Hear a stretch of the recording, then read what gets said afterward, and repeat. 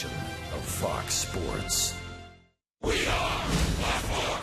We are Florida. It's Texas, and as they say, everything is huge in Texas. And when it comes to baseball, this guy should fit right in.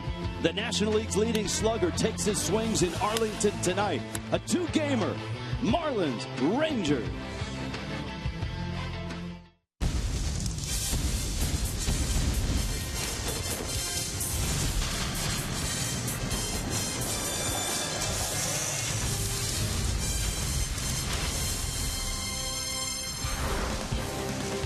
T-Mobile Tuesday Night Baseball finds us in Big D.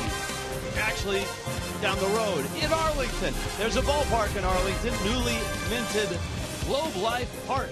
And it's the Marlins and the Rangers, a two-game interleague series. A little bit of a breeze. Adrian Beltre, Alex Rios, Casey McGee, everybody getting ready for tonight's ball game. And Giancarlo Stanton certainly likes hitting here. Hi, everybody. Rich Waltz along with Tommy Hutton. It's the Marlins and the Rangers. It's an odd two-game series, but for the Marlins, it's not odd playing the American League because the Fish are on a roll right now against the American League. Rich, the Marlins have taken a liking to playing interleague baseball. They're 7-0 this year. If you go back to last year, the Marlins are 12-0 in their last 12 interleague games. A lot of people around the ballpark wanted to see Giancarlo Stanton take batting practice. It's great to see because you've got American League fans getting a chance to see the best slugger in the National League. And I think not only are those fans getting a chance to see him, all of a sudden they're getting a chance to vote for him in the All-Star game. Right now he stands second amongst National League outfielders. But Giancarlo, with the 17 home runs, 53 RBIs, got me thinking. Last year, the entire season, he hit 24 home runs and had 62 RBIs. Of course, he missed some time. He was hurt. But he's going to blow away those numbers this year. Managers around baseball, when they have an injury, will look at reporters and say, no one's going to feel sorry for you. This is baseball. But if you were going to feel sorry for a team this year, it might be the Texas Rangers. Tommy, the Rangers have had an inordinate amount of injuries. Yeah, it's pretty incredible. They currently have 13 players on the DL. Guys like Matt Harrison, Derek Holland, and Martin Perez in their starting rotation. How about Prince Fielder? How about Jurickson Profar? They have lost a lot of guys. More players, 19, have been placed on the disabled list by the Rangers than any other Major League team. Rangers last night gave up 17 runs and 5 home runs, so it's with reluctance that we bring you the pitching matchup tonight. And here it is, our Chevron pitching matchup. Tom Kohler goes for the Fish. He's had a real nice year. Look at the ERA. Colby Lewis for the Rangers. You know, Colby Lewis, not a guy who's going to overpower you. Tom Kohler, we like to watch early in the game to see how his command is. Okay, there you have it. It's Kohler and Lewis. It's Rangers. It's Marlins. Deep in the hearts. Marlins and Rangers. Ball game next.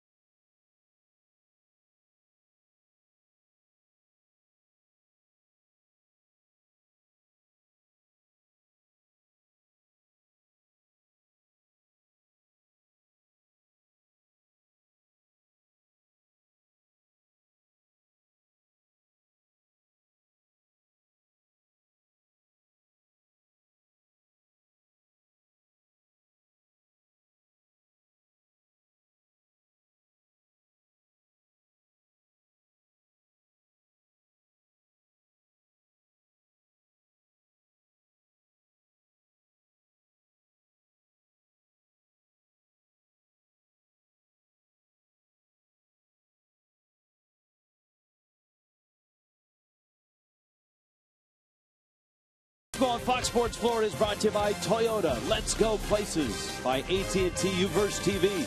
Check availability 1-800-PICK AT&T. Rethink possible. By Checkers. Checkers brings big flavor for a small price. Feed your craving for quality for only $1. Cha-ching. And by your South Florida Honda dealers and sfhondadealers.com. Here come the Rangers. Colby Lewis about to make the start.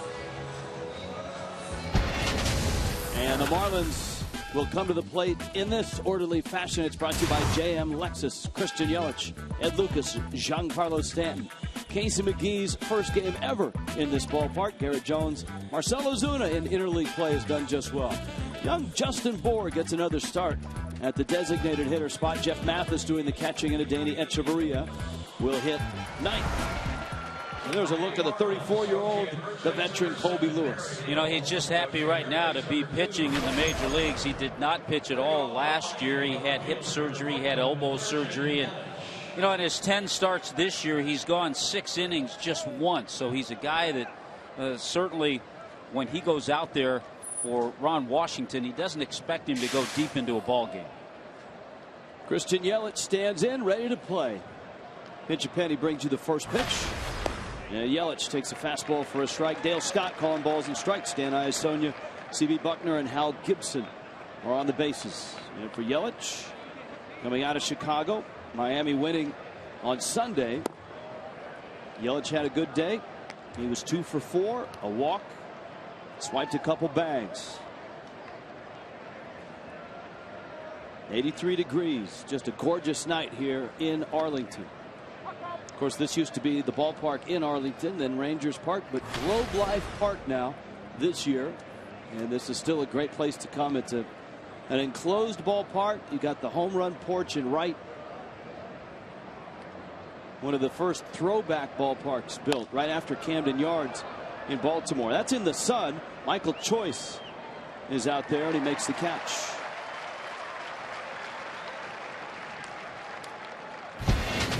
And we'll take a look at that defense for the Rangers. You saw Michael Choice in left field, the Leonis Martin in center, Alex Rios the right fielder, Adrian Beltre, Elvis Andrus, Rougned Odor at second base. How about Brad Snyder, the first baseman, and Robinson Chirinos is the catcher. So some unfamiliar names, I'm sure, to some Marlins fans. Well, for the next couple of nights, you'll get familiar with them. And Lucas takes a strike.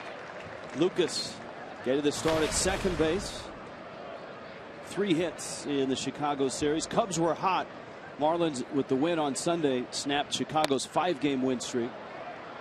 It'll be interesting to watch the Cubs going forward, Tommy, to see how they're doing. They're playing Pittsburgh tonight. That ball game is tied 2-2 in the top of the 4th inning. Marlins will see both the Cubs and the Pirates. Of course, the Pirates getting a look at their young phenom, Gregory Blanco, just called up.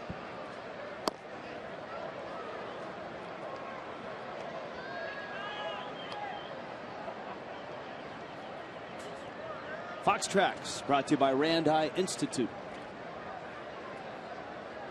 Lucas takes away, and they count 2 balls and 2 strikes. The Marlins enter this ball game 3 over at 33-30 in the off day for the Fish. Saw a little bit of shuffling in the National League East. Lucas pokes that one out into shallow center field, and it's going to nestle in there for a base hit. That's an Ed Lucas hit. And here comes Giancarlo Stanton. This is a home run challenge game, Tommy Hutton, and in this ball game, every home run raises $602. You can make a pledge right now. Just go online, homerunchallenge.org.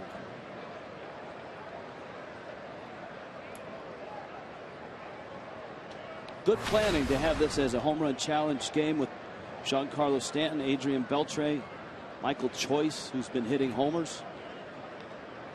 Last night, Cleveland hit 5 home runs in this ballpark. Stanton takes a strike. We'll see if there are any adjustments, by the way, of Giancarlo after a couple of those games in Chicago where he was really chasing a lot of pitches out of the strike zone. The adjustment by the Rangers infield is to bring Odor not all the way across the diamond, but out almost behind second base.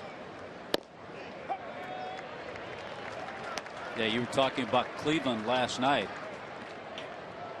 5 home runs against the Rangers, 3 of those by Lonnie Chisenhall. How about the night Lonnie Chisenhall had? One to be remembered, that's for sure. Only the 4th major leaguer in the last 100 years to have 3 homers, 5 hits, and 9 RBIs in the same game.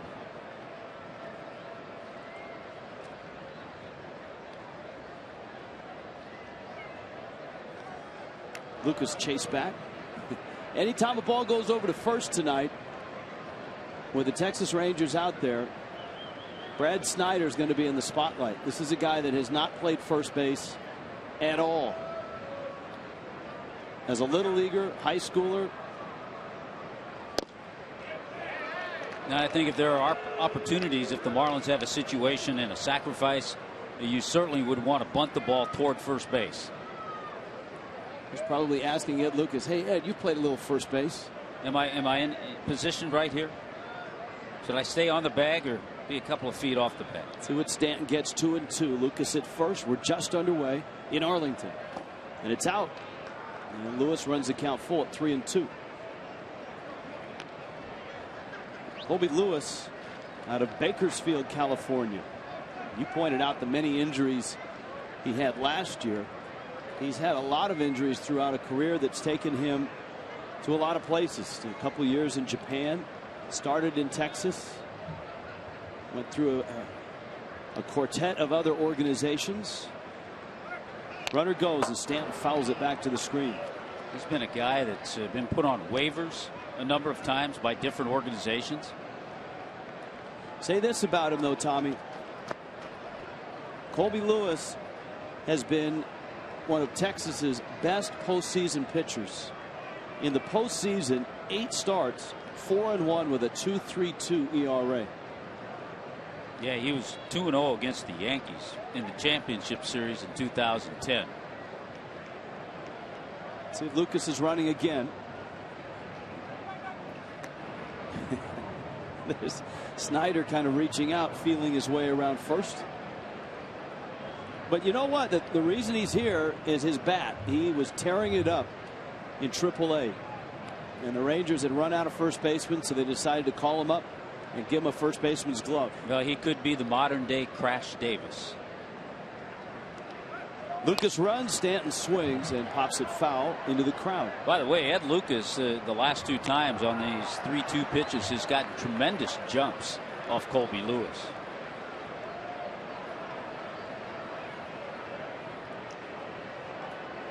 Well, there's life in those 31-year-old legs.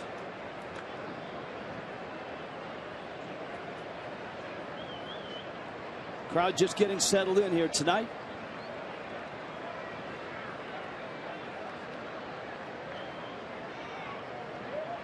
Lucas runs and Stanton pops it up. Out goes Odor. In comes Rios. And it's Rios who makes the catch. This is a Tuesday night, last we checked. And that means it's email and Twitter Tuesday. Hashtag don't mess with. It's kind of the theme tonight. Allison Williams is here. Tell us things you shouldn't mess with. Or just email questions about the Marlins, the Rangers, Major League Baseball, interleague play, or general life questions. We'll take them all tonight. Here's Casey McGee. McGee had a terrific couple rounds of batting practice.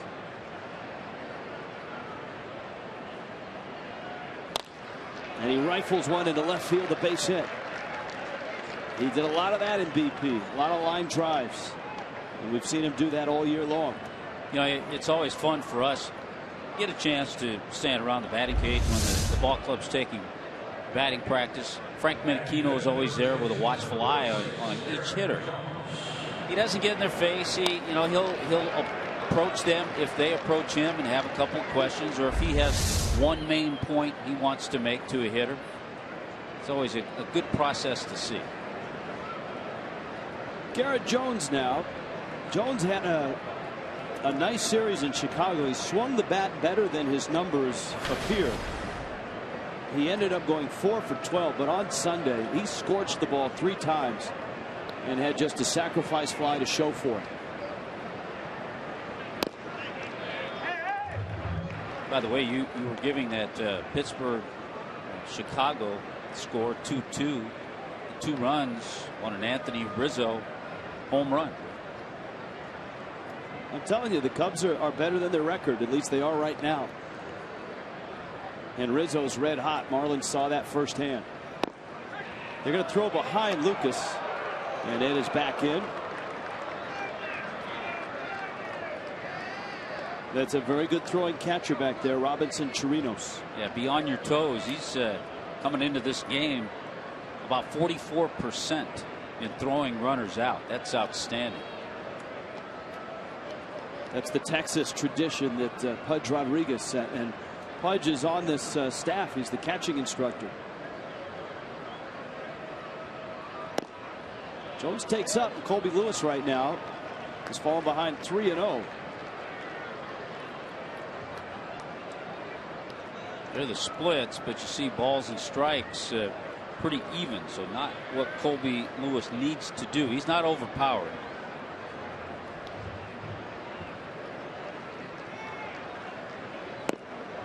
That misses as well. Up and out, and Jones is aboard. Bags are loaded. And here comes Marcell Ozuna. Here's the last pitch. Dale Scott has been perfect so far. Randi Institute. This is not a true center look in this ballpark. You're offset to the right of the mound. So sometimes from the camera angle that we watch the game and you watch the game, calling in and out is not as precise as it is with the camera swung back behind the pitcher. But that's why, Tommy, we have Fox traps. Marcell Ozuna loves first pitch fastballs. It's a strike, but not a fastball.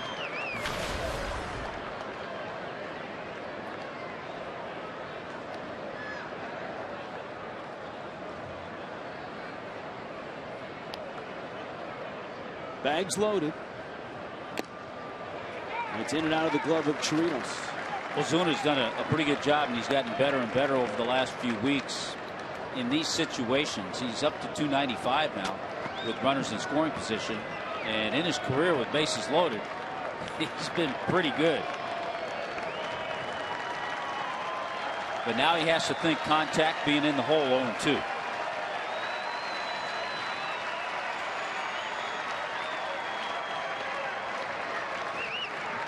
0-2 pitch. Hops it down that first base line. Snyder and Odor, and it's Odor who makes the catch and holds on. And the Marlins leave it loaded in the first.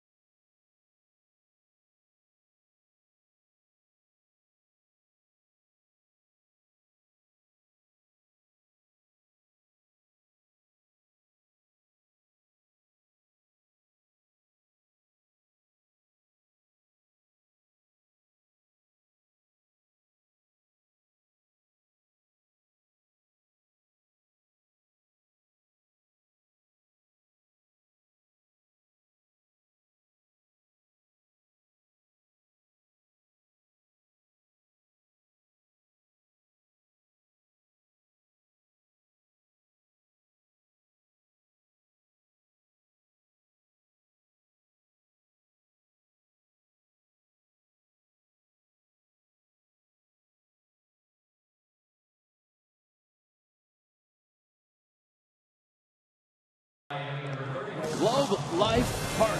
Marlins Rangers in Arlington. And here come the Rangers. Ron Washington's ball club 2 under right now. J.M. Lexus brings you the lineup. Michael Choice, a local kid in left field. Elvis Andrus, the shortstop. Shin-Soo Choo not leading off. He's DHing, hitting third. Adrian Beltre and Alex Rios are both having big years. Brad Snyder arrives. A guy who's spent a lot of time in the minor leagues, getting a shot here tonight. Robinson Chirinos, Leonis Martin, and Rougned Odor is in the 9th spot and at second. Making his first ever appearance against the Texas Rangers is Tom Kohler. 3 earned runs or less he's allowed in 9 of his 12 starts. So he's never seen them before, and most of their hitters haven't seen him.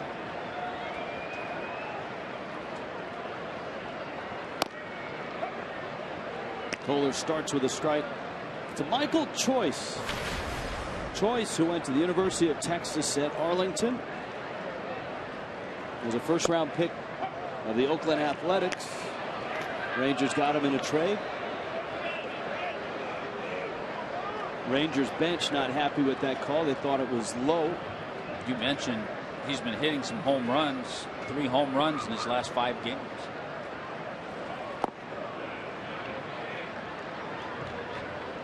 Powerfully built.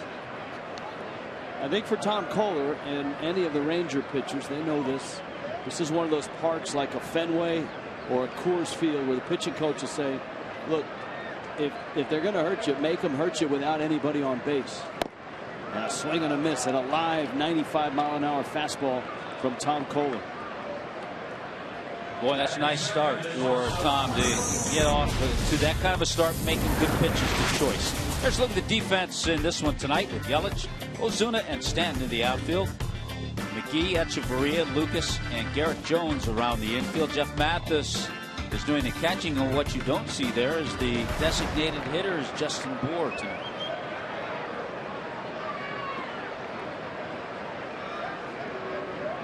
With all the injuries that the Rangers have suffered, they still have Elvis Andrus. They still have Shin-Soo Choo. They still have Adrian Beltre. They still have Alex Rios. This is Andrus. Hard to believe this is his 6th year in the major leagues. It really is. 26-year-old Venezuelan.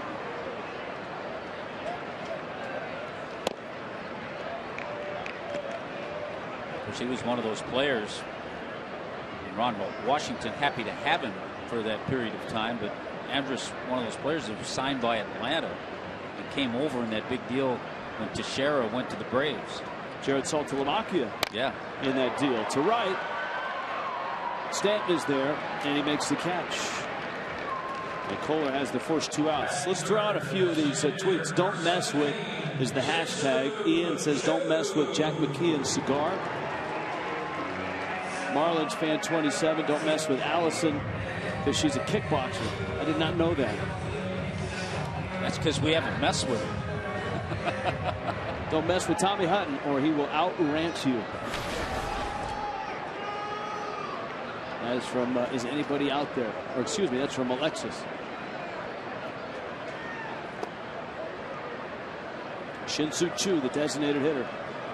Choo, an interesting sign in that he'll turn 32 in July, and the Rangers gave him 7 years and $130 million. Always a terrific eye at the plate, which made him a great leadoff hitter for the Reds last year. His on-base percentage was .423. Yeah, between Choo and Joey Votto, a lot of bases on balls, but great on-base percentage. 2 guys that had an on-base percentage of over 400. All the things he's done, that big contract and everything, he's never been an all-star. And he's not real comfortable hitting in the 3 spot. He, of course, a great on-base machine. Normally, whether it was with Cleveland or Cincinnati, was up at the top of the order. Here's a 3-1 pitch. And it's a strike. Dale Scott calling it a strike. Rangers, again, it's where it crosses the front of the plate. And let's see where it registers on Fox Tracks. It's a strike. If it's at the knees when it crosses the front of the plate, it's a strike. Here's the 3-2. Got in on him. Ozuna glides over, makes the catch. 1-2-3 for Tom Kohler. Emails and tweets when we get back to a scoreless game.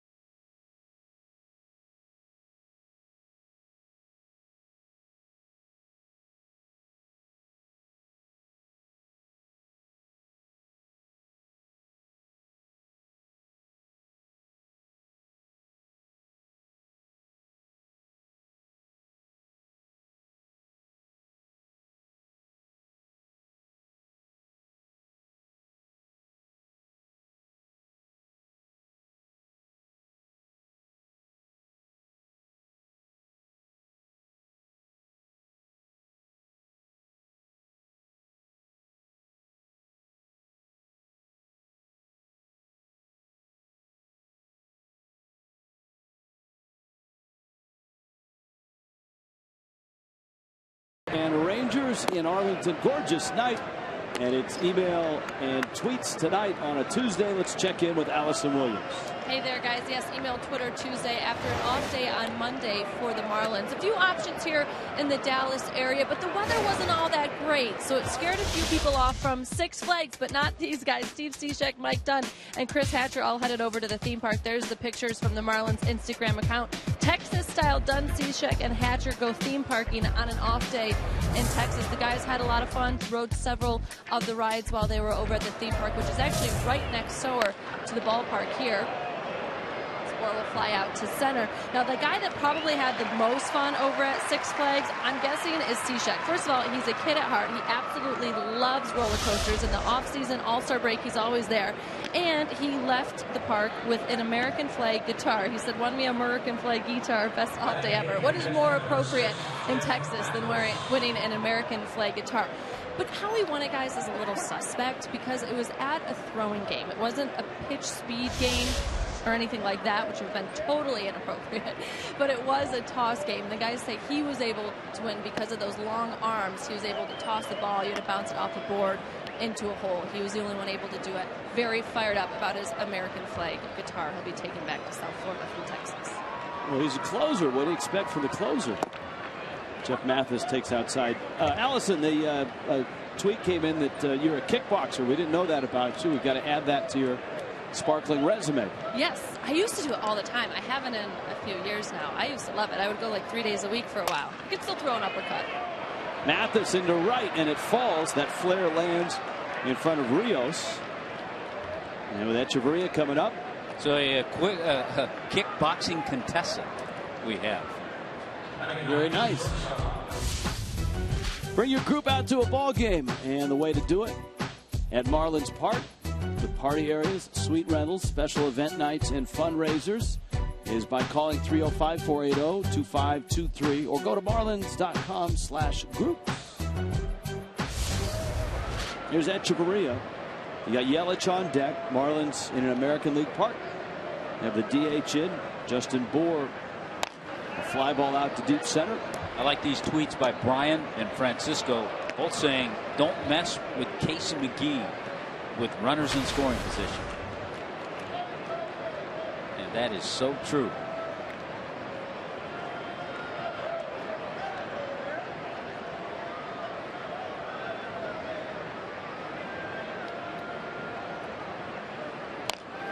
Echeverria fouls it back. We've also got emails as well as tweets.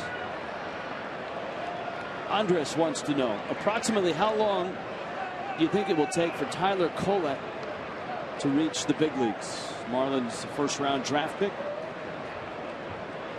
from Texas, Shepherd, Texas, which is north, about an hour northeast of Houston. He just graduated from high school, so that's a starting point. Yeah, and I think the other tweet we got was from Ivan, wanted to know any idea if Tyler Kolek will be at the park watching the series. But, you know, there's paperwork to be done. There's a physical to be taken. And until all that is official and until he actually signs a contract, I would imagine we'll have a good chance to see him hopefully in Miami when the ball club returns. You got to take physical. Yeah. There's paper. I mean, the Marlins obviously are going to try to negotiate and sign him, but at the same time, they'd love to introduce him to the ball club. 6'5", 260. Mathis at first. Echeverria lofts it in the air to right. And Rios has got it. The scouting report on Colby Lewis. Well, let's see what it is. One thing I don't know if I did add to it, he will quick pitch. He's done that a couple of times already. Sinks and cuts the ball. He has all 4 pitches. He'll throw for strikes. And as we kind of documented earlier on, he's a survivor because of all the places he's pitched, the injuries, the elbow and hip surgery he had last year. Didn't pitch at all.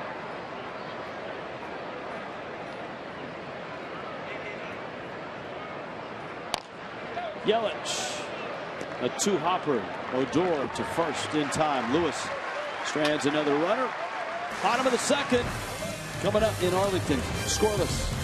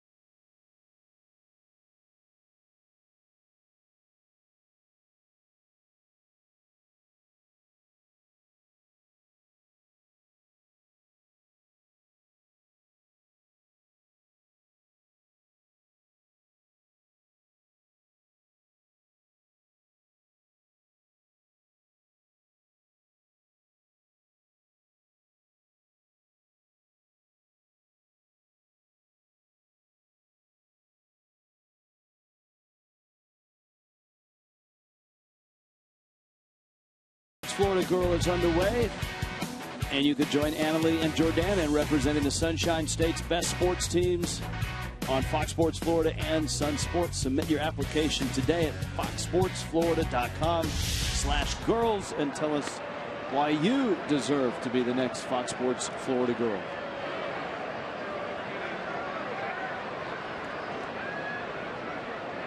Adrian Beltre, Alex Rios, and then Brad Snyder climb in for the Rangers against Tom Kohler here in the second. Well, these next 2 guys between Beltre and Alex Rios, not only are they both quality hitters, but they've been on fire over the last few weeks.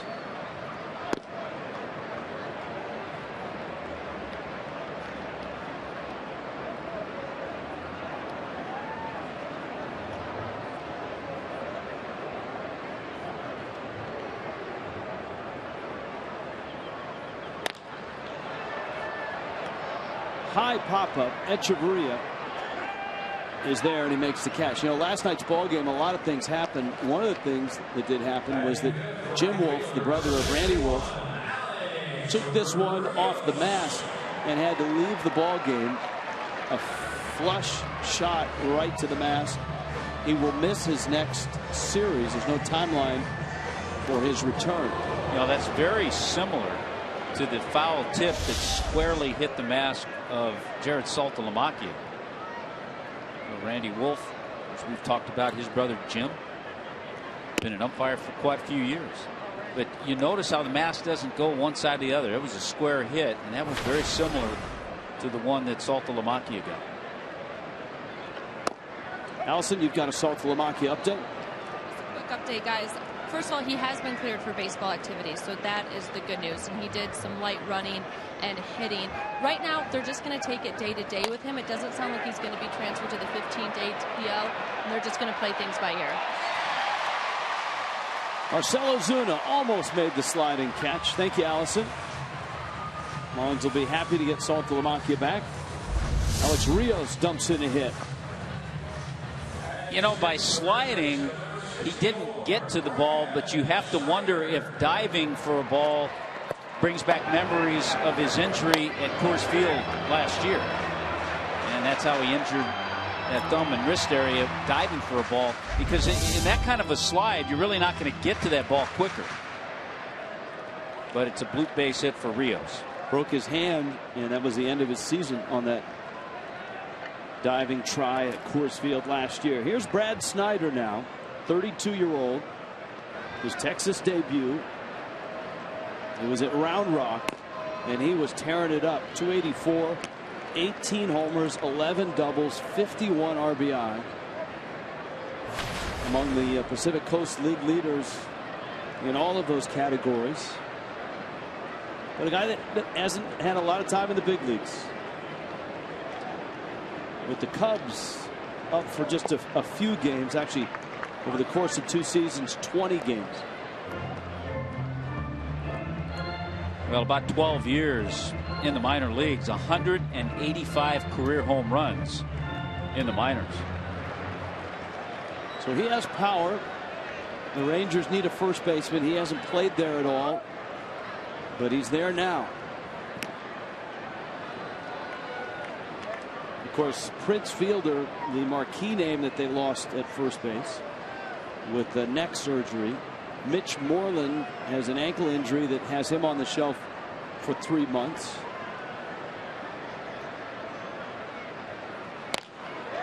And in his Rangers debut, Snyder bangs one into right field. That's going to send Rios all the way to third.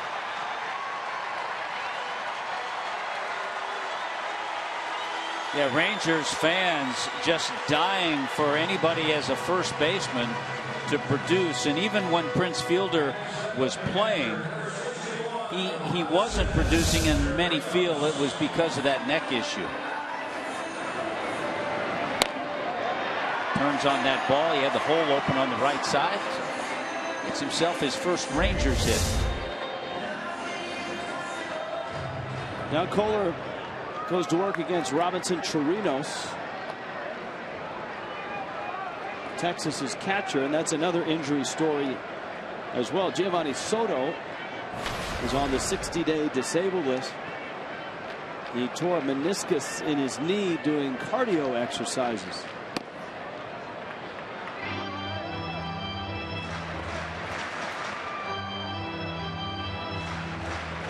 Chirinos, the 27-year-old Venezuelan, also out of the Cubs organization originally, then to the Rays, and from the Rays was traded to the Rangers. To right, deep enough to score the run. Stanton makes the catch, and tagging and scoring is Alex Rios. Robinson Chirinos provides Texas with a 1-0 lead.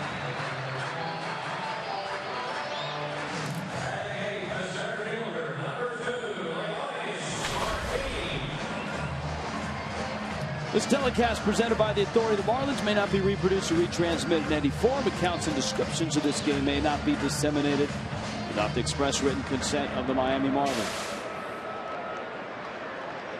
John in Boca wants to know, would love to hear your thoughts on Bob Welch and his passing today and what he meant to the game of baseball, or Don Zimmer and any advice or words that he ever gave to you guys. Leonis Martin up there. You know, one conversation that I always remember with Don Zimmer around the batting cage when Evan Longoria first came up to the Tampa Bay Rays, and Zimmer's knowledge of baseball and his eye for talent. He said this kid's going to win a Gold Glove soon, and he'd only been up for a week or so at the major league level. Bob Welch taught me that spring training numbers are meaningless. The year he won the Cy Young with Oakland, I think his ERA was like 27 in spring training, and then he was dominant that year. Swing and a miss. Kohler, sharp breaking ball. Martin strikes out, but the Rangers strike first. Robinson Chirinos, a sacrifice fly, and a 1-0 Texas lead.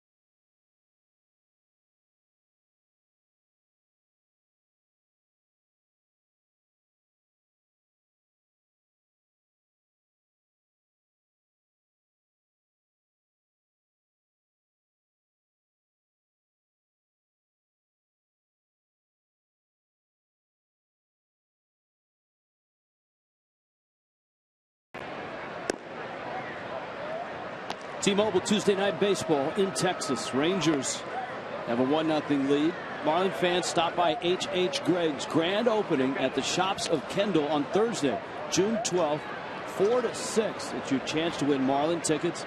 Meet Billy the Marlin and the Fox Sports Girls. And you can enter for your chance to win an LG appliance suite and other free giveaways. Visit H.H. Gregg and fill your home with happy. Opening at the Shops of Kendall on Thursday, the 12th. And Lucas, Giancarlo Stanton, Casey McGee, second time through for that trio against Colby Lewis, who hasn't been dominant, just effective. And the scouting report from Frank Menachino was, don't try to pull this guy. He will try to make you chase. He's a crafty right-hander. He's a guy that will give up the long ball. A few years ago in one of his seasons when he won 14 games, threw over 200 innings, he allowed 35 home runs.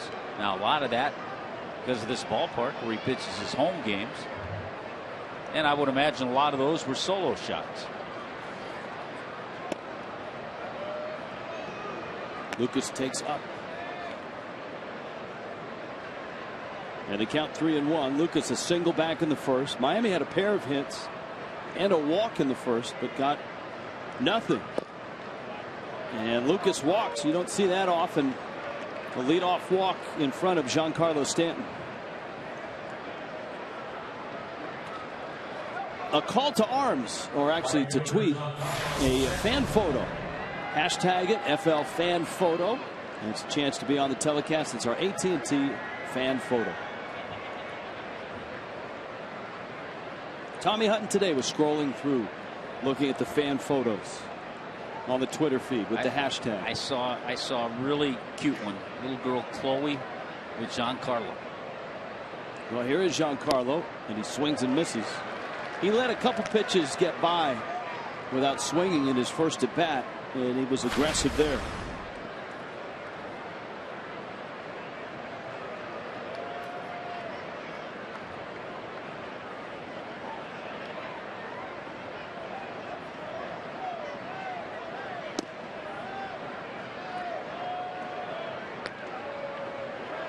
So a few tweets: don't mess with Preston's bow tie.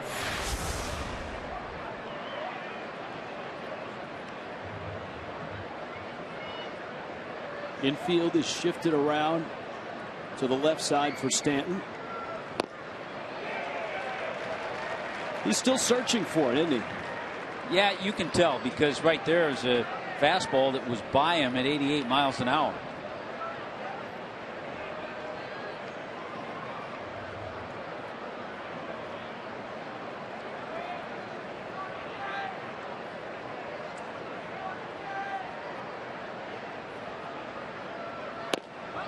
It's out. As soon as you see him rip a ball into right center or a base hit in that area, then you know he's found it again, and he could have been rung up on that one. Got a break.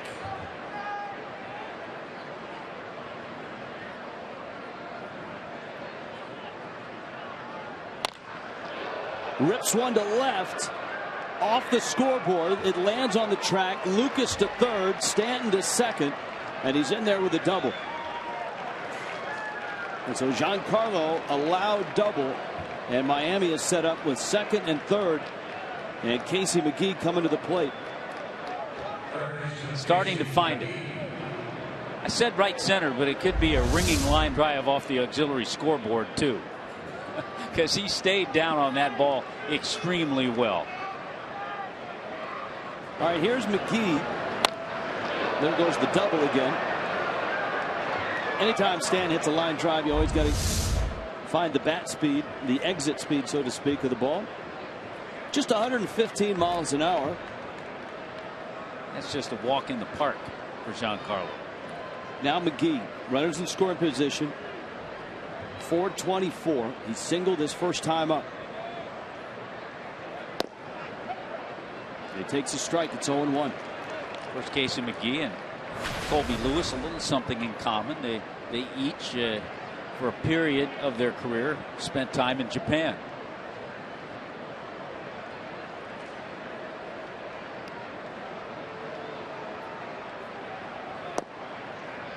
Lewis was in Hiroshima 2008, 2009. Had some pretty good years over there. Said he kind of reinvented himself as a pitcher over there, and for McGee, he said he recaptured his swing last year.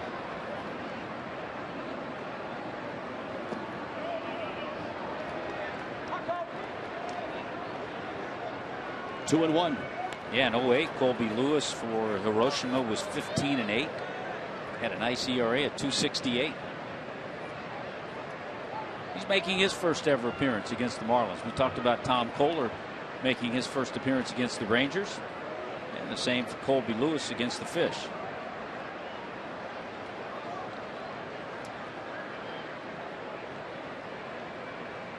Lucas at third, Stanton at second. Rangers a 1-0 lead on Robinson Chirino's sacrifice fly.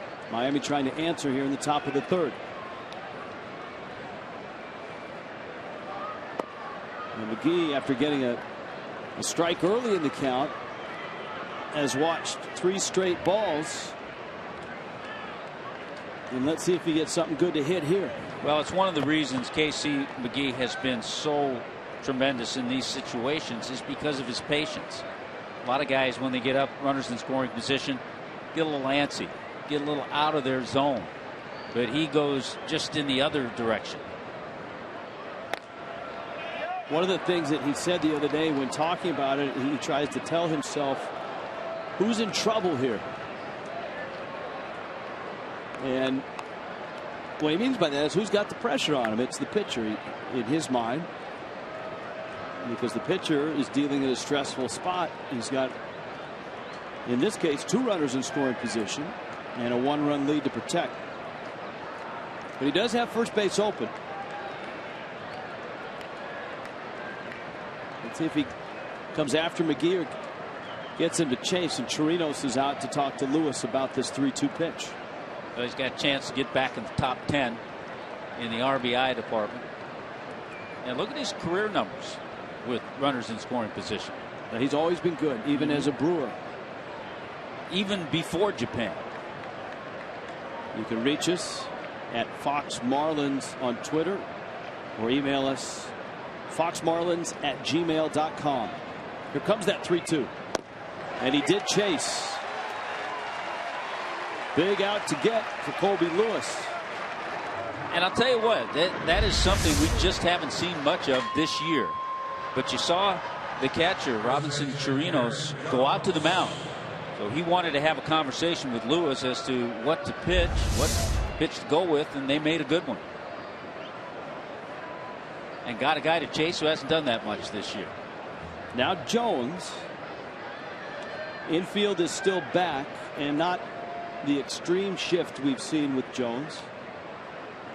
Although Andrus now is almost behind the bag out at second. We're used to seeing 3 guys well on that right side. But with runners second and third, Beltre is about 30 feet off the line at third base. Ground ball ties the game to the right side. And there's the ground ball. Snyder picks it up, steps on the bag, and the game is tied. And Jones drives in the run. You know, it's really interesting. I know Tampa Bay shifts everybody, and we saw some shifts in that series. But when you're playing a team, an American League team, for just 2 games, I think it's really hard to put on a lot of extreme shifts. Scouting reports tell you one thing, but they don't tell you everything that the pitcher throws and all of that. So I think it's hard to put on a lot of extreme shifts when you're just playing a 2-game series.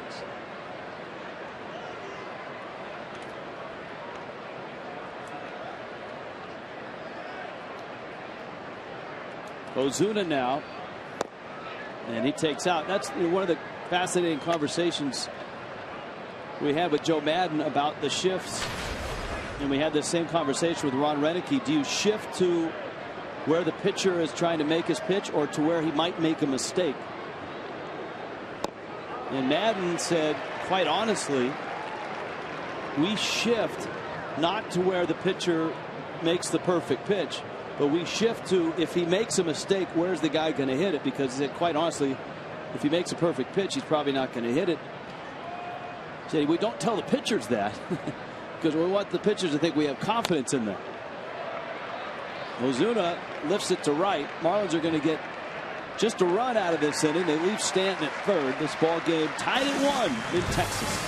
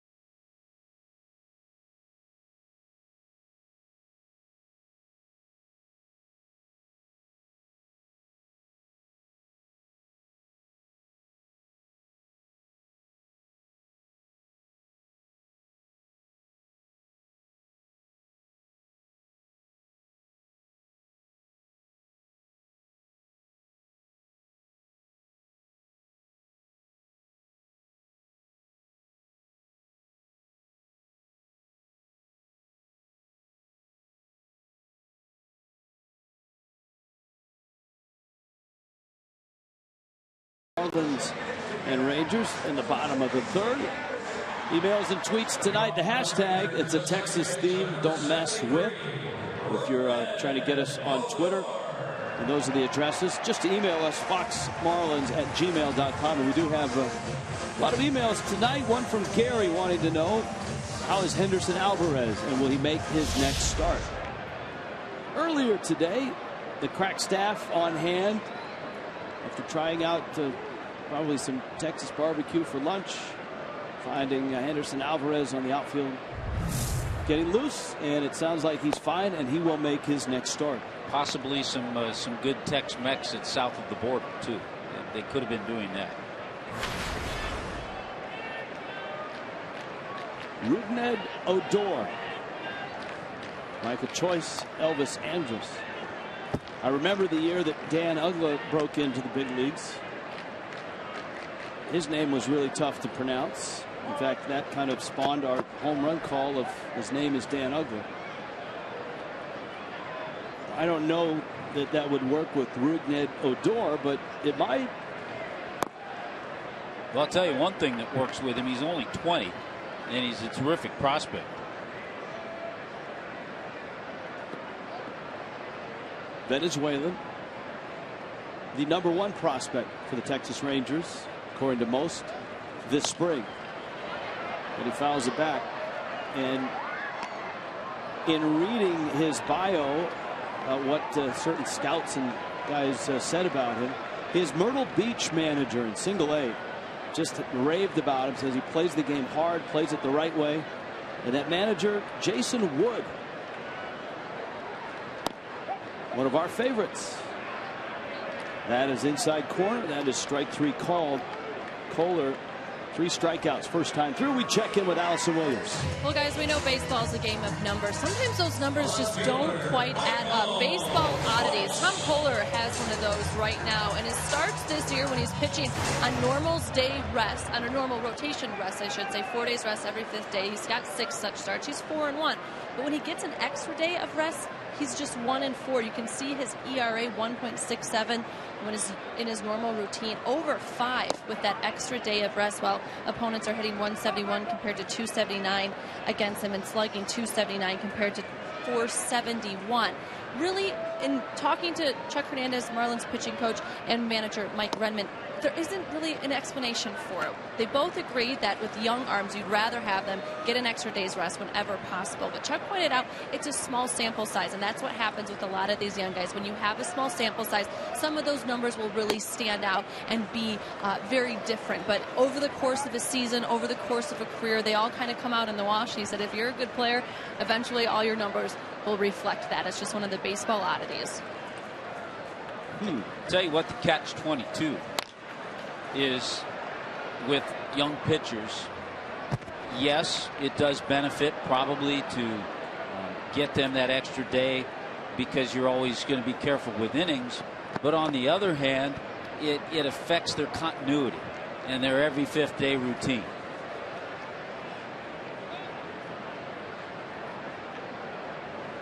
And I would say sometimes when Tom Kohler, by the way, he's made some great pitches. Good curveball there to get Michael Choice. But I would say in those games that he hasn't pitched well and the ERA is up, when he's had more rest, he probably feels strong and he overthrows. But no overthrow there. That's a perfect pitch. Kohler has struck out the last 3 hitters he's faced. Has 4 in the game. And he gets Andrus here with nobody on. Stan and Stan have been burning up the emails.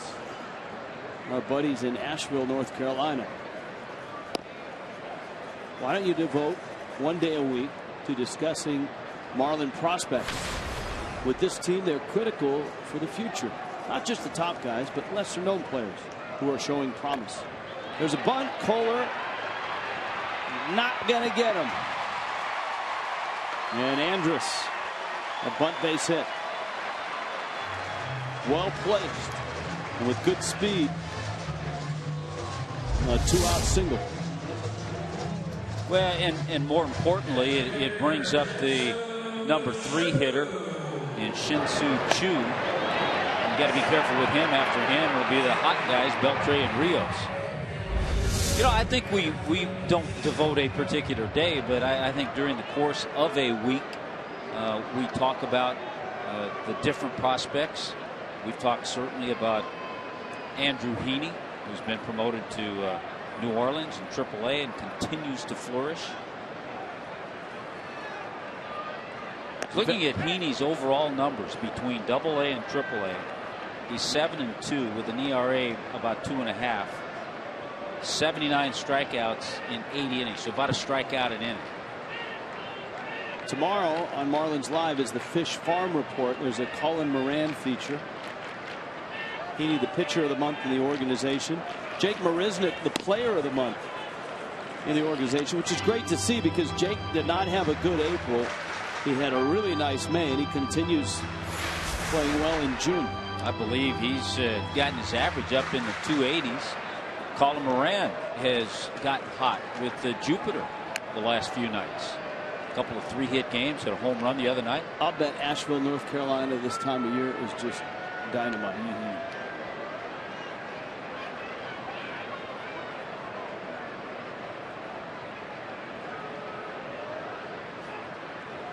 Now, Ron Washington likes to be aggressive. He likes to run.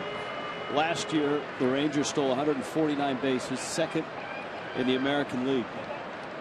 And Andrus has swiped 14 of them. Counts 2-0.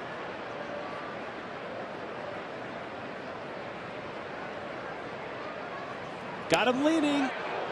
And the tag high and a little bit late. Well, part of that started with the throw. The throw, he had to go. Garrett Jones had to reach for it this way. If he reaches the other way, if the throw's a little bit better on that side of the bag, they have a much better chance of getting Elvis Andrus. But he was leaning. It's a good count to run on 2-0 because you're almost assured they're not going to pitch out at 2-0.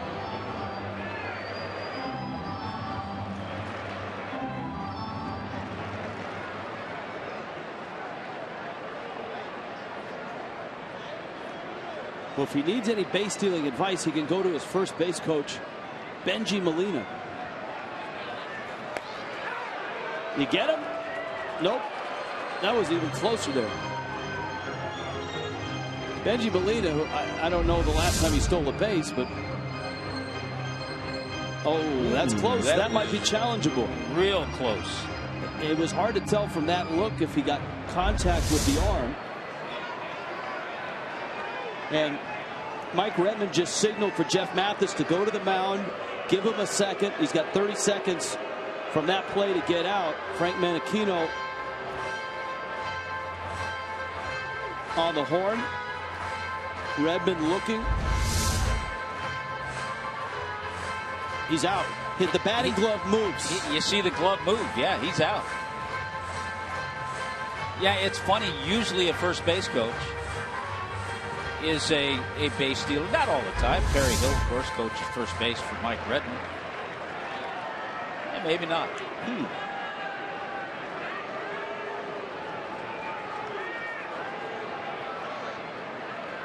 Benji Molina working on catching tendencies over there.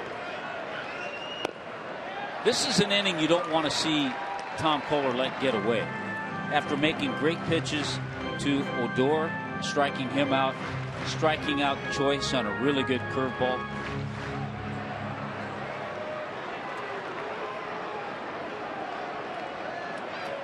Now it's 3-0, and you'd rather face Chu here than Beltre, but he's going to face Beltre with runners first and second.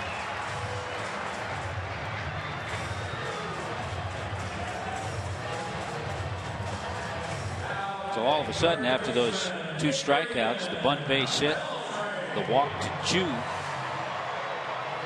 you got a really tough hitter up there.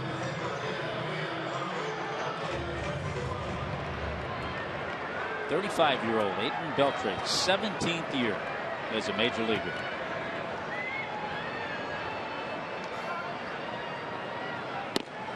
He just has that look when he steps in the box. that angry look. Almost, you want to go back in time. Frank Robinson had that look.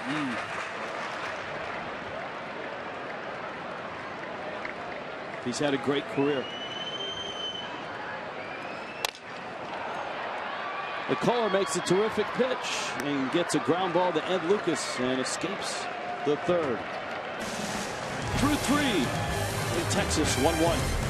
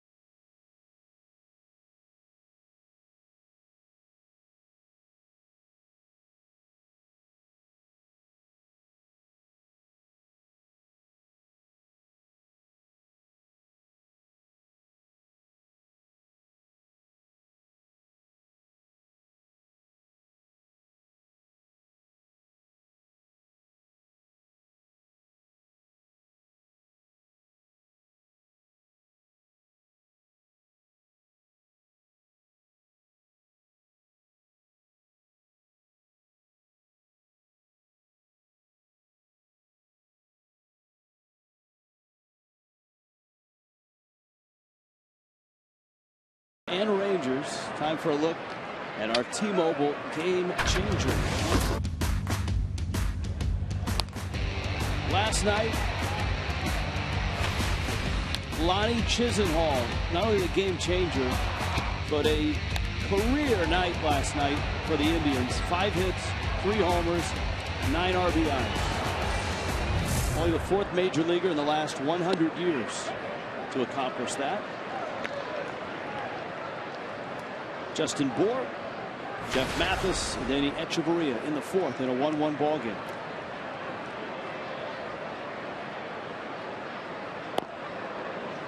Still an opportunity for Justin Bour to get that left-handed bat in the lineup, get some swings, hit a deep fly ball to center field his first at bat.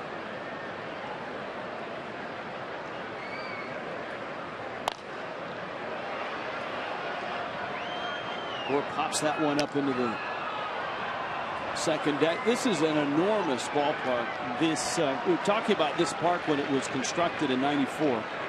It was in that first wave of throwback parks with the steel structure and brick. Camden Yards, I believe, was the first. It also brought about some features of other ballparks. The porch there in right field, similar to old Tiger Stadium. And that first wave of ballparks, Coors Field, you're right, is along with it. Bigger was better. 48,000 the capacity here. And as time has gone, ballparks have shrunk. Marlins Park is the smallest ballpark capacity-wise. And as the Marlins got set to build their ballpark, they went and talked to all the people that built new ballparks. And one of the common themes, especially in this wave of ballparks, is a lot of ball clubs wish that they could lop about 8,000 seats off and make it a little more intimate. That one's cranked to right, and it's going to land in front of Alex Rios. And Justin Bour is 3 for 8 in his major league career. He has a nice, sweet swing. Got some quick hands, too. Takes that breaking ball, just goes down and picks it and lines it. That's one of those top spin line drives that dropped in front of Alex Rios, the right fielder.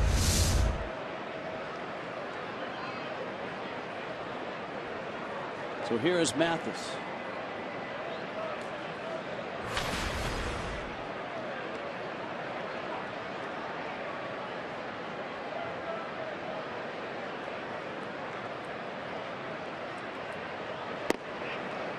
Mathis dumped a single into the outfield back in the second.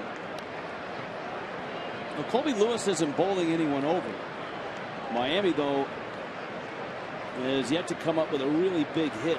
You know, the bag's loaded with 2 outs in the first. Had first and second with nobody out in the third, and got just a run out of it. And they have a hit in every inning.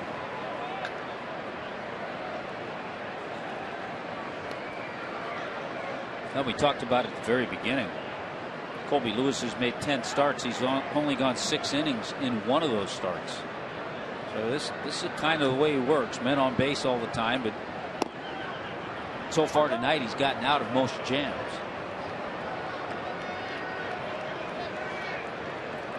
I think, Tommy, sometimes you see that with a veteran guy, and Lewis certainly is that at 34, who doesn't have the blazing fastball or breaking ball that drops off the table, but also doesn't panic and is able to right himself when all around him is in flames, so to speak, and that's right at the knees. Good call by Dale Scott. He can right himself when all around him sometimes is wrong.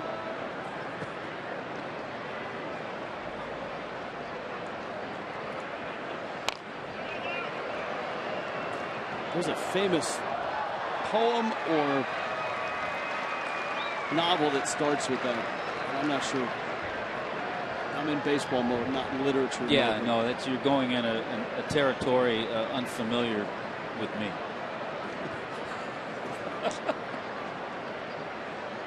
That happens on the email and Twitter Tuesday. Mathis battling. Full count. Bohr at first. And he's running. And Mathis fouls it back. Justin Bohr is thinking, hey, I could get my first major league stolen base.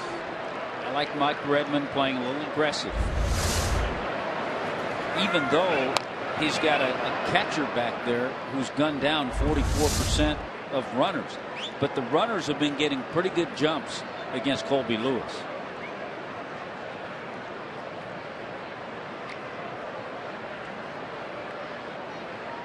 Marlins have not stolen many bases at all. Dead last in the National League. Time is called. It is a bit of a gamble in that Mathis is prone to strike out. But Lewis is not a strikeout pitcher, and he has just one tonight. So if you're Jeff Mathis, you know you got a little pressure because you have that runner on the move.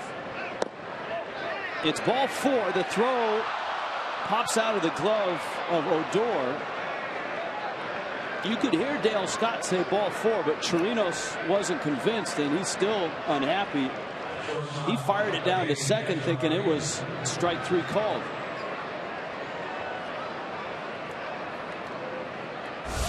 Pirates are coming to town. And a Fireworks Friday will greet you on the 13th on Friday night. Friday happy hour special at the Budweiser Bowtie Bar. $4 domestic drafts from 5:30 to 6:30. Go to Marlins.com for tickets and fireworks after the ball game.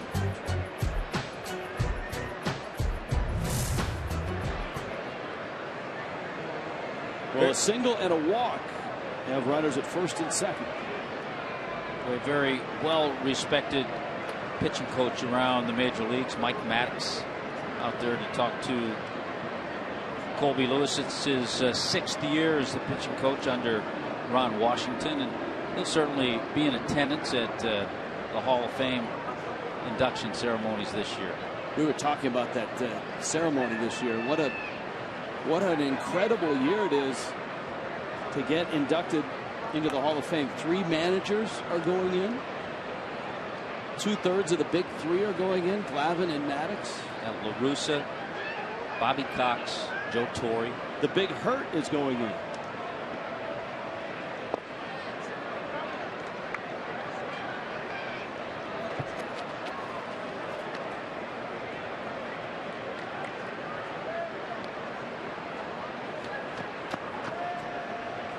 And one other going in, and much deserved, longtime Rangers radio announcer Eric Nadel.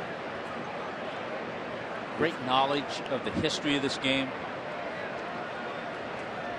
Echeverria trying to bunt, fouls it at the plate. Without a doubt, one of the very best broadcasters, and without a doubt, one of the very best people that you will meet in this game. 36 years broadcasting Rangers baseball now. Impeccable dental hygiene as well.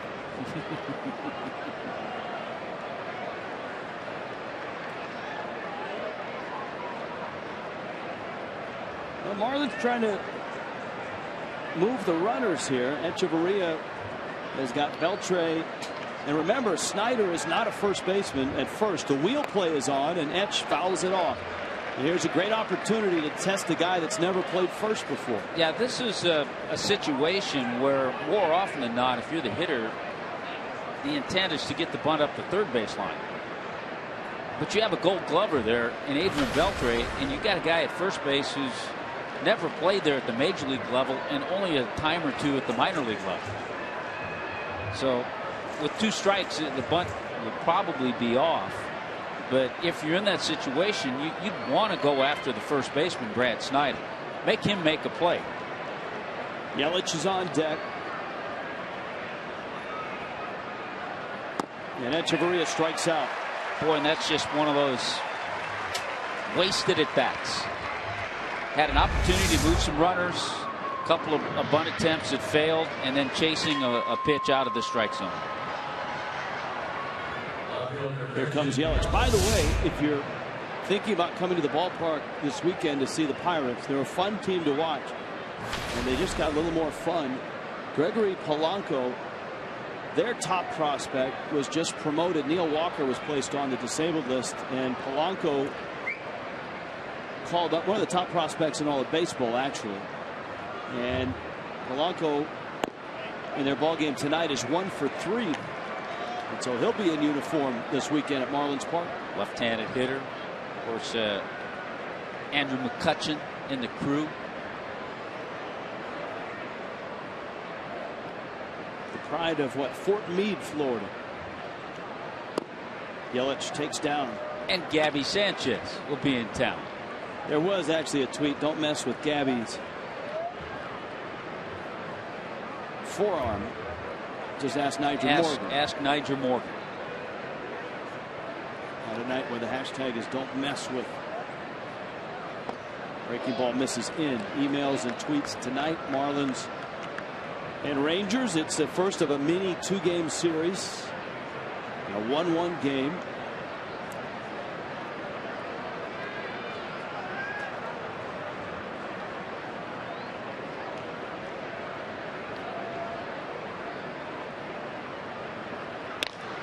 Yelich lines it down the left field line. Choice runs out of room.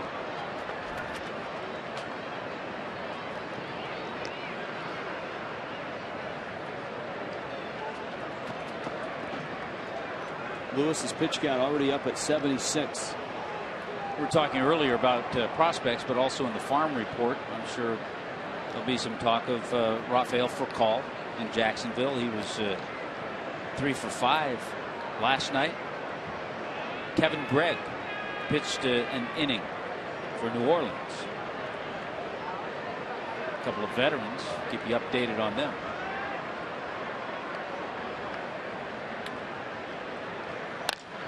Yelich cranks one center field, hits it well. Martin back. It's going to hit off the base of the wall. Bohr loping around third will score. Mathis coming home. Strong throw is cut, and he scores. Boy, the Rangers had a real shot at Mathis at the plate. And remember, you've got Snyder, who's never played first, as the cutoff man. Well, you have inexperience. First of all, let's get to this swing of Christian Yelich. There's the power. We talked about that home run he hit at Wrigley Field. This ball is smoked at the base of the center field fence. It hits right there.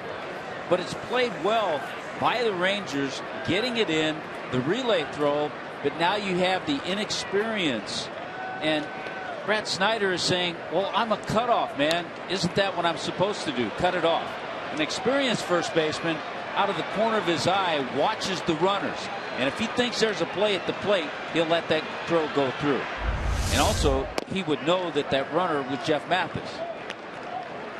And so Yelich ends up with a 2-run double.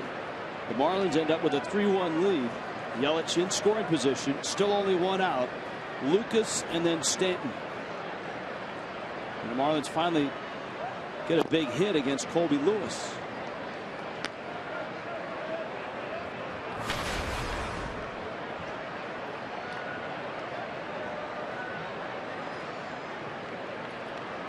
A couple of the walks tonight have scored. Lewis walked Ed Lucas in the 3rd inning. Ed scored. And Mathis scoring in this inning after he was walked. Tapper to short. Andrus makes the play. And there's 2 outs. Stanton coming up. First base is open. Yeah, we'll see how the Rangers play this. Had a couple of tweets about Giancarlo. One from Cat. Don't mess with Stanton's sleeve. And Javier said, don't mess with Stanton's exit speeds. The exit speeds are pretty impressive.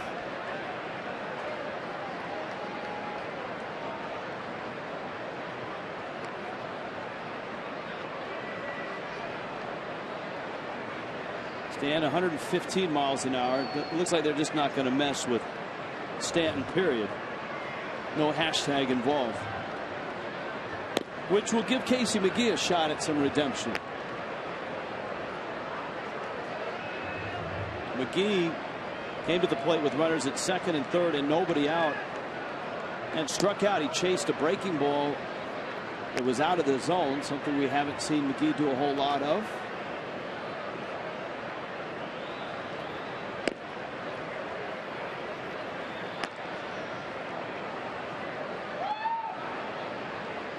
I think the way our fans out there, don't waste any time.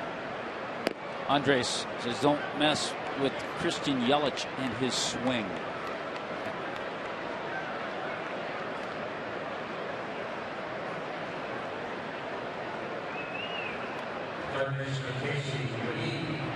We told you McGee's numbers with runners in scoring position. With 2 outs, 382.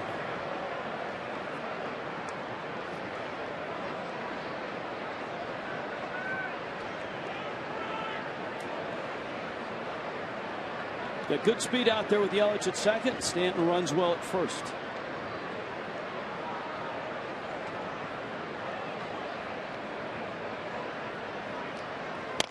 McGee grounds it to 3rd. Beltre, the Gold Glover, has it and steps on the bag. Miami gets 2 on a Yelich double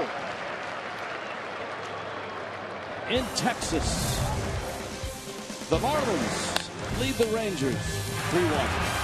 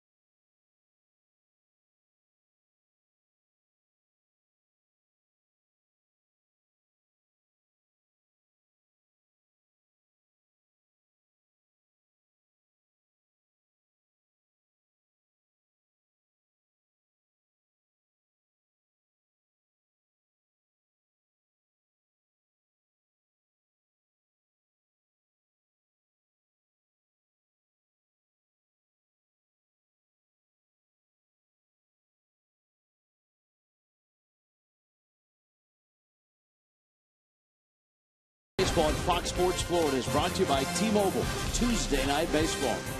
By Publix, where shopping is a pleasure. Visit us at Publix.com.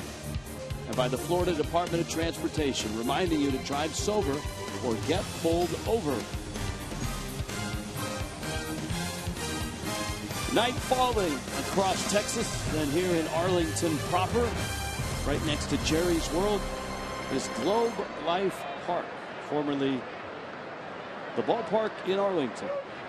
Now it's Rios who singled his first time up. Brad Snyder, Robinson Chirinos. And this is what is known as a shutdown inning for a guy like Tom Kohler. And he's going to have to go after a guy on a 6-game hitting streak. Rios, last 19 games, over 400. Stanton is there. And by the way, what a sight Jerry's World is when you pull up to this ballpark and look beyond. Or I guess we're in Texas, I can say, and you look yonder. That would be Alonso. No, it's enormous. Yeah. There it is.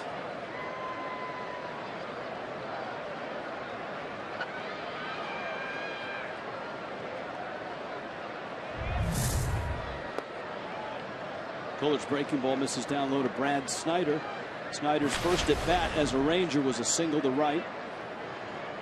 If you're just joining this telecast, the Rangers have run out of first baseman. 3 of them on the disabled list, including Kevin Kuzminov, who was a third baseman by trade. Snyder was tearing it up as an outfielder in AAA. So they promoted him, gave him a glove, and now he's playing first. Kuzminov came up, and before he had some back herniated discs and back problems. In 13 games, was a real spark. Was hitting .362. Had a couple of home runs. Had 6 doubles.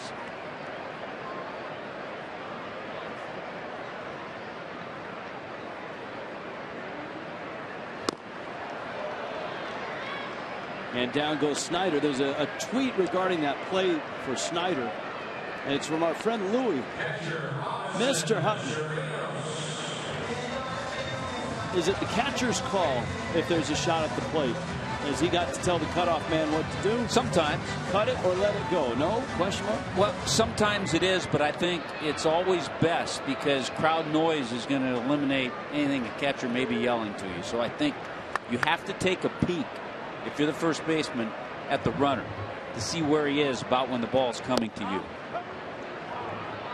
And the other thing to consider is the fact that he's never been in that position. He's never had to listen for a catcher and react to cut it or let it go. He's been the guy making the throw as an outfielder. That's a swing. Kohler's breaking ball has a big vertical drop, much like the theme park that everybody went to yesterday. He's got a good curveball and a good slider, and his fastball has been live tonight. He's throwing the ball well. Look how far Chirinos is. He tried to check his swing, but apparently that's a swing. Dan Iasonia at first, the call. And why not? Snaps off another one. There's that shutdown inning. The big salad is in Big D tonight. And a 3-1 Marlin lead.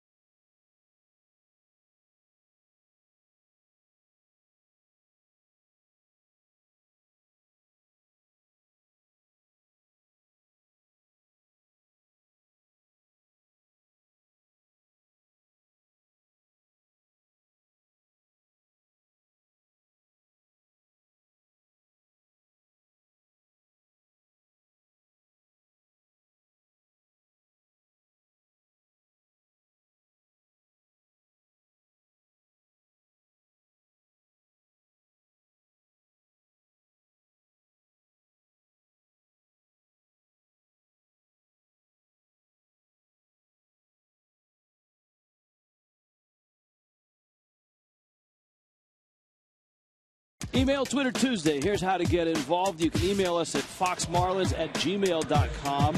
If you send us a tweet, hashtag it don't mess with. Tell us things you shouldn't mess with, like the kickboxing Contessa who's with us, Allison Williams.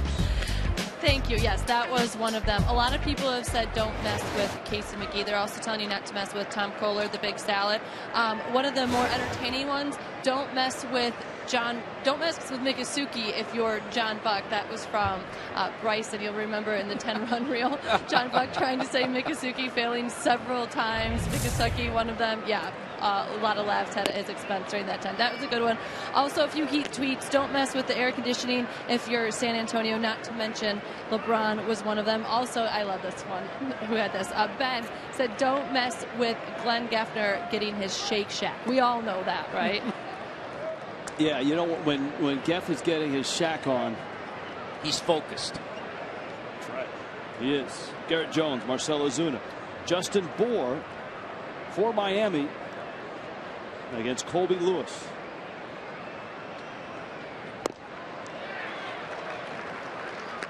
There's Geff. He's focused right now. now he realizes, you know what, those guys, Rich and Tommy, have me on TV right now. Jones rips one right field line. It hooks, and it's just foul. It disappeared pretty quickly.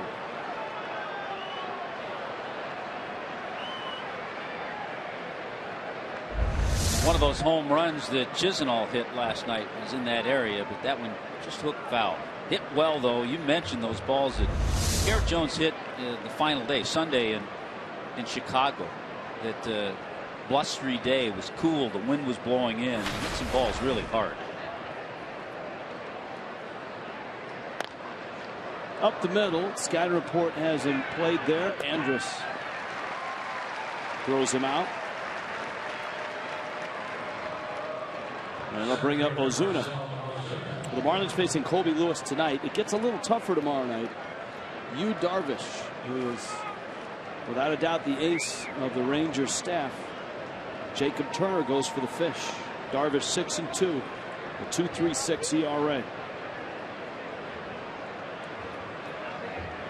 7:30 for Marlins Live. 8:05 first pitch.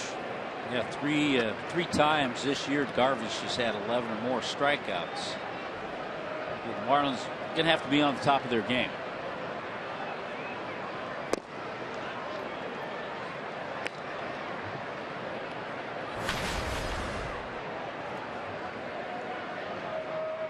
Ozuna has popped out, hit a high fly ball out to right.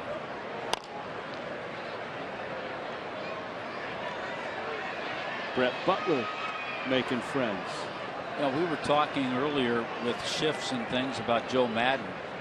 You see what Joe Madden did either yesterday or the day before. He brought in a 77-year-old Seminole tribal elder to kind of change things in the clubhouse.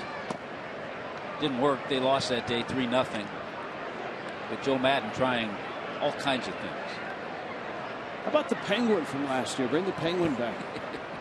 They bring the Magician back, maybe. Ozuna takes out. And the count's 3-2.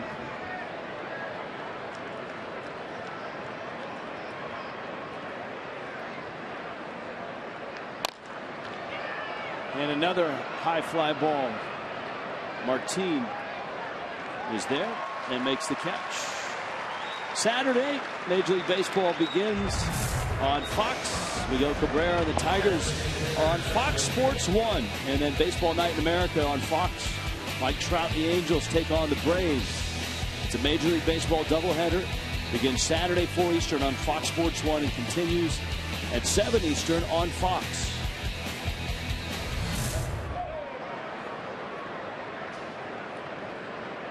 Here's Bour.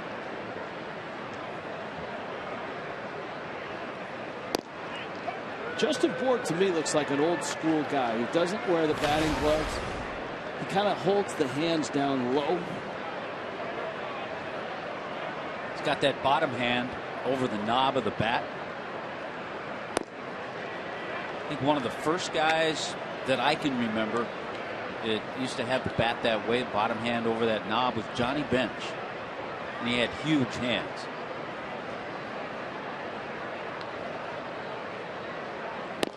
Think about left-handed hitters that hold the hands low. A guy that had a long career and a terrific career, John Olerud, with the Blue Jays and Seattle. 2-1. Oh, that's off of Lewis, and Bohr is safely to first, but Lewis took the brunt of that.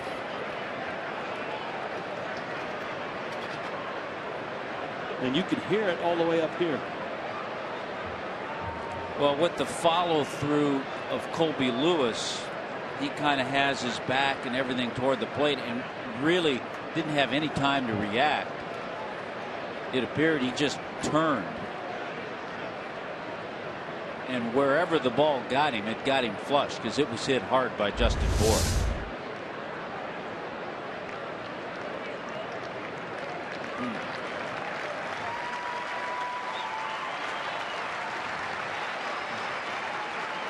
Not sure if it caught the arm or the side. Yeah, you can hear it. Yeah, it's hard to tell if it caught the side of the shoulder. He's going to take a few warm-up tosses. 104 miles an hour off the bat. Now we've talked about Colby Lewis surviving his surgeries last year. Didn't play. He didn't play in 2005. He missed all of 2005. He had rotator surgery.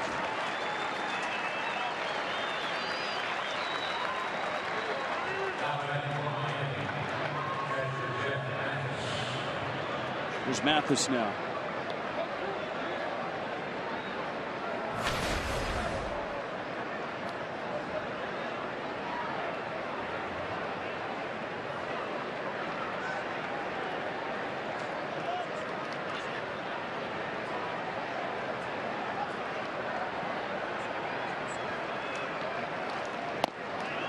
There's a strike to Mathis. Jeff singled in the second, walked and scored in the fourth.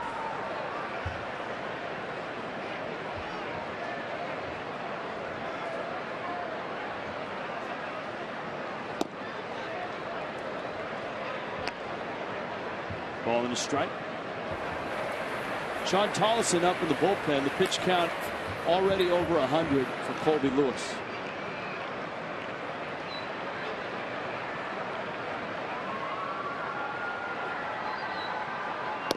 I'm sure Ron Washington would like to see him get through this inning, especially after last night.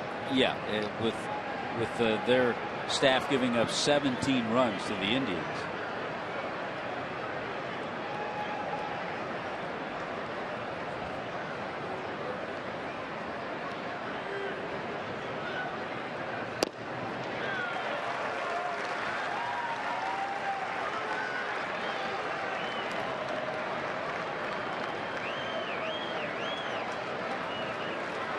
Count 2-2.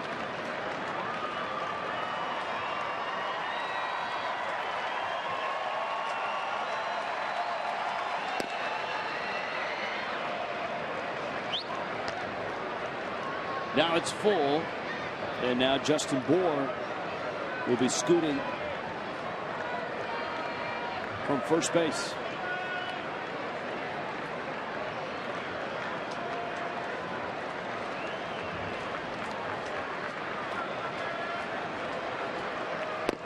Swing and a miss. Down goes Mathis. Well, it's taken a long time, over 100 pitches for Colby Lewis to get through 5. Miami leads at 3-1.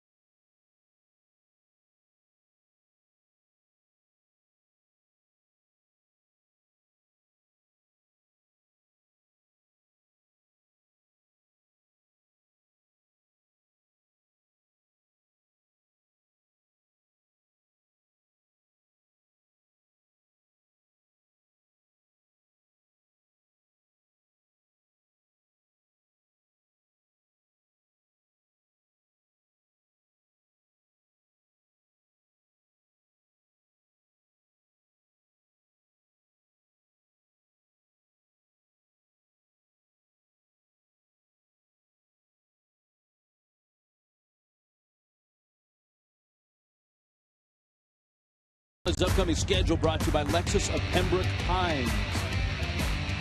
Pirates series should be a fun one, with Andrew McCutchen coming to town and the Pirates 3-game weekend series, and then the Cubs arrive. The Cubs are in for a 3-gamer. It starts on Monday. Here in Texas, this is just a 2-game series. This would be game 1. It's email and Twitter Tuesday. Hashtag don't mess with. Halfway through this one, and Leonis Martin leads it off, runs up to bunt, and he went. Al Gibson down at third base. Just looking at the Cleveland Kansas City score. Cleveland scoring 17 runs. How's Lonnie Chisenhall doing? Well, wouldn't you know, though, Jason Vargas of the Royals is shutting out Cleveland in the 5th inning. Cleveland hasn't scored.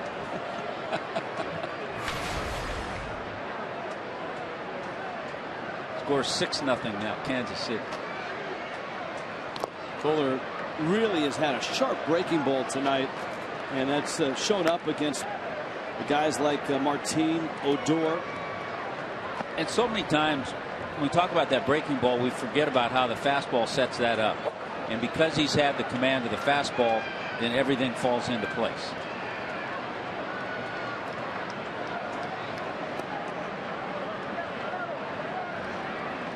That one bounces up there. Counts 1-2. Andrew says, let's hope Donnie Bleep and Murphy doesn't have a chance to win a game this week. Donnie Murphy is a Texas Ranger. Former Marlin folklore hero.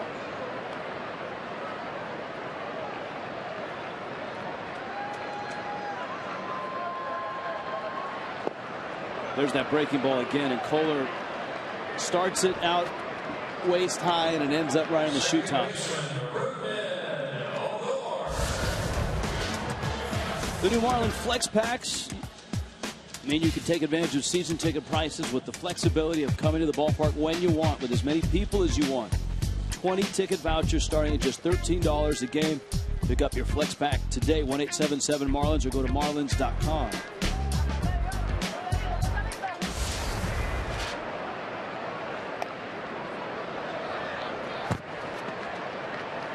Well, Tom Kohler right now with 7 strikeouts.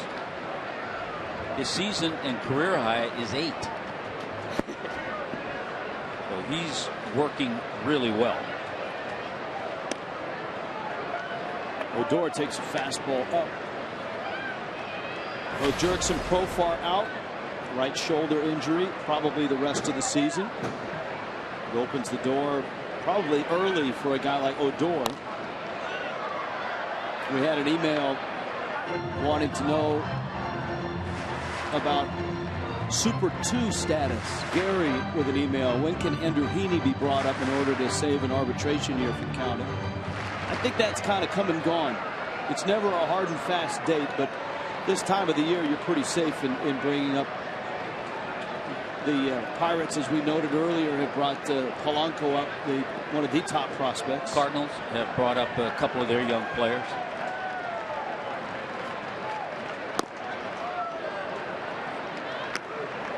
Oscar Taveras being one. You were talking earlier about Odor, and I was reading some quotes from Ron Washington about his youngster. And we mentioned he's just 20 years old.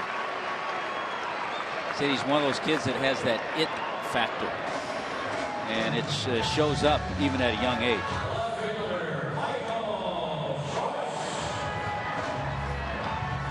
Make sure you stop by H.H. Gregg's grand opening at the Shops of Kendall on Thursday, June 12th from 4 to 6. It's your chance to win Marlin tickets. Meet Billy and the Fox Sports Girls. Enter for your chance to win an LG appliance suite and other free giveaways. Visit H.H. Gregg and fill your home with happy.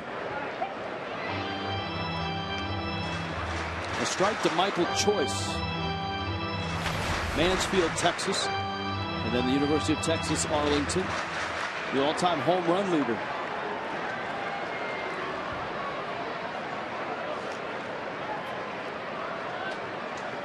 This is a guy that has shown really good power coming up in the minor leagues with Oakland last year.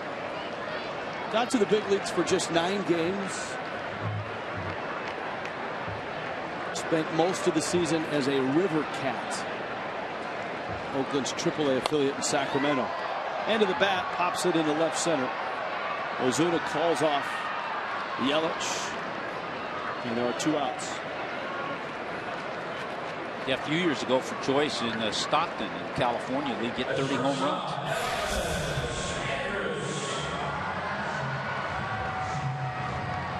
Yu Darvish, Jacob Turner, 7:30 start for Marlins Live tomorrow night. Email, and a good one. This is from Brett in Miami. Wondering the last 2 weeks, what happens if only one network or one team is televising a game? You'd be missing the other camera looks that umpires in New York get. Do they still get different feeds, or are they stuck with just the one network or team that's broadcasting the game? Now, this would happen, say, That's a good question. when the Marlins were on Fox Sports 1, there was only one telecast. The other few days in St. Pete, when the Marlins were playing, the game was televised only on Sun Sports. In that case, yes, the umpires in New York just get the one television feed. As far as replays, they do have, and every ballpark has this, an extra camera that goes to New York. It's an overhead shot that shows all the bases and the entire field, just in case they have to place runners in case of a trapped ball or a play like that.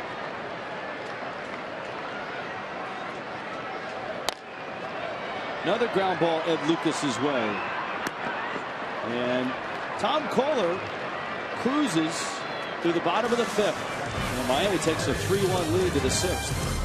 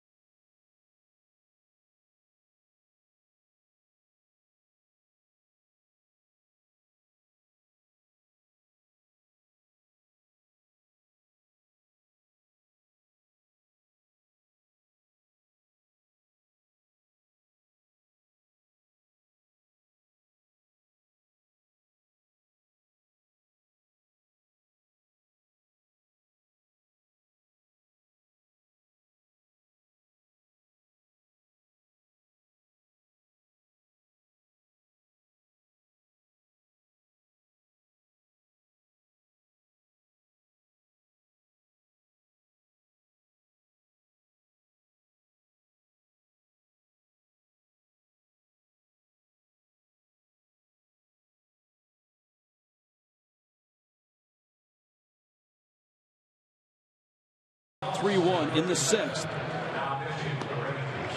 here in Arlington. Yeah, you can always do, Rich, little things to help yourself. In the case of this game being played in the American League ballpark, you can't hit, but you also pull back on a ball that you know is going to the second baseman. A lot of times you'll see the pitcher react. He'll deflect the ball. It'll be an infield base hit. But a good job by Tom Kohler. He saw and realized that Ed Lucas was right there and stayed away from him. Now he can relax. 69 pitches for Kohler through 5 innings. Colby Lewis threw 106. And Sean Tollison comes into the ball game to take over for Lewis. Kind of watching Tollison warm up. He's got one of those herky-jerky type deliveries.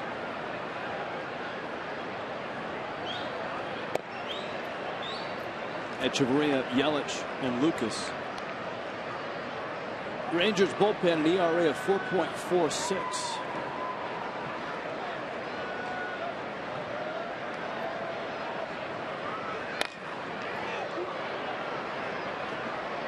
Rios. And out here in the 6th inning. You can catch every strikeout, every game ender, every history-making moment on MLB Whip Around. Weeknights 10 Eastern on Fox Sports 1 and streaming live on Fox Sports Go.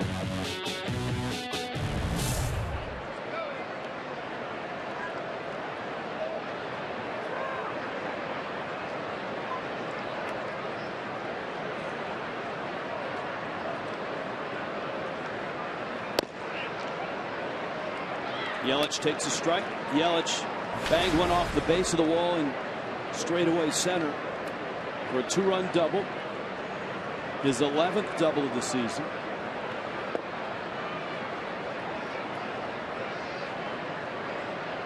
Well, really, we talked about his last game in Chicago. The game before he homered, had a couple of hits. Well, right now, Christian putting together a little 4-game hitting streak and having better at bats.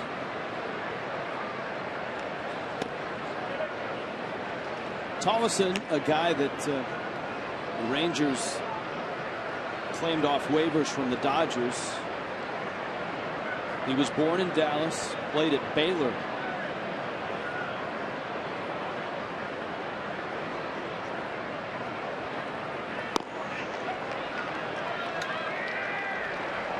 And a good pitch there. It's 2-2. Rich, I know we can't tweet ourselves here, but I just thought of one. Hashtag don't mess with Henderson Alvarez's first pitch windup. That's one of, the very interesting thing about that is we get a big kick out of it, but it always seems on a first pitch windup, he always throws a fastball. How many pitchers throw a first pitch fastball to start a game anyways? Most. Yeah, most. If you've just joined us, Alvarez was running before the game. That was good to see, by the way. Will make his next start. Yelich fouls it off. We've had a lot of creative don't mess with. AJ don't mess with Randall Simon during a sausage race. It's a historic reference to Randall Simon, who bopped a sausage in the head with his bat.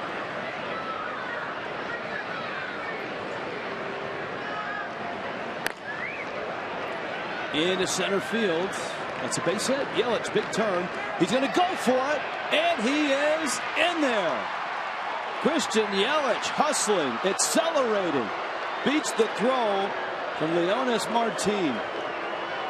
Now, we tell you all the time, Yelich is faster than you think. Yeah, and he surprises a lot of outfielders, even outfielders that see him all the time. But when you are in a 2-game series, American League, and all of a sudden Martin, not quite sure how that speed is on a routine single, Christian Yelich turns it into a routine double. Never hesitated, put his head down, straight on slide, beautiful. So 2 doubles tonight, 12 on the season.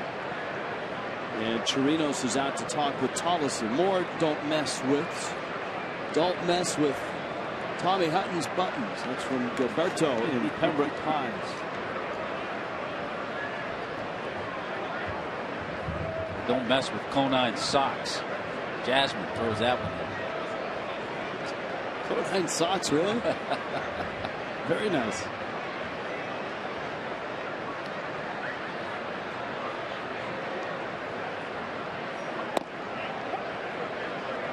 Strike to Lucas. That's a big at bat because we already saw the Rangers walk Giancarlo intentionally with first base open back in the 4th inning. And so if Ed Lucas doesn't get a base hit here, they could do the same thing. Lucas over the, almost out there and safe there. Wow. Now they have to pitch it to Giancarlo. What a weird play. Yelich was caught Betwixt and between. Yeah, that's a tough play for a runner. I thought he was going to be out, but he misses the tag, and then the throw a little low, inexperience over there. Snyder not able to pick up the throw. All right, Ron Washington is on his way out. Now, the only thing that he can challenge here is if he tagged him or not. He cannot challenge whether he went out of the baseline or not. That's not a challengeable. And clearly he didn't tag him. And C.B. Buckner may be telling him just that. It's going to go as a fielder's choice for Lucas. The Marlins get first and second.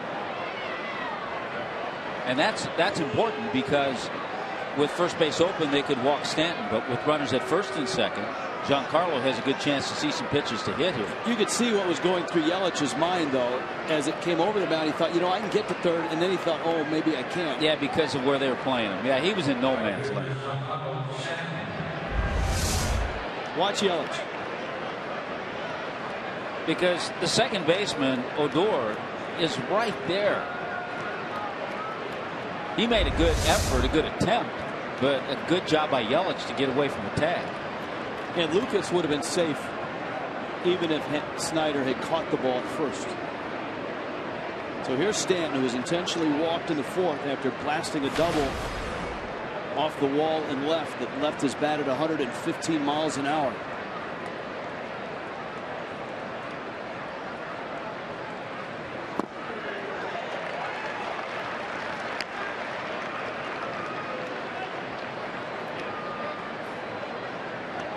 Right there amongst the major league leaders. What a year Edwin Encarnacion's having for the Blue Jays. Got 53 RBIs for Encarnacion, 20 home runs.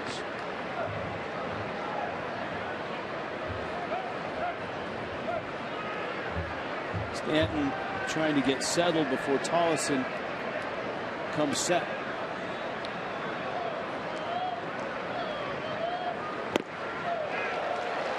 Tollison challenges him with a fastball.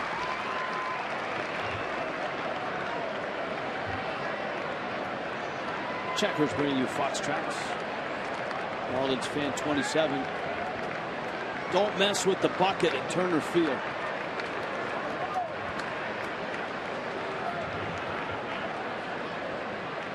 Because of where Odor is playing second base, it's really hard for Yelich to get much of a lead because he's playing Stanton almost up the middle. So you can get about as far off second base as the second baseman is. That's kind of the rule of thumb. Well, Colby Lewis went 5 innings. He also apparently has a bruise on his right bicep, and that comes courtesy of the Justin Bour line drive back in the 5th. Well, to his credit, he finished the inning and got the final out.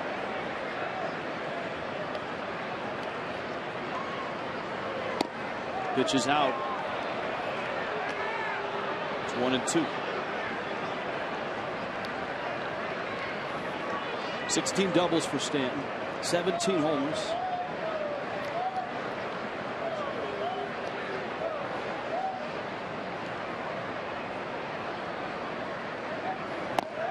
Swing and a miss. He got him. Good breaking ball. And Tollison gets his first strikeout. It's one of those games, Rich, that yes, the Marlins have a 3-1 lead. And there's a backup slider that Tollison threw, but you feel and you look at each inning that it could be a lot more. Thankfully, Tom Kohler's throwing a terrific game.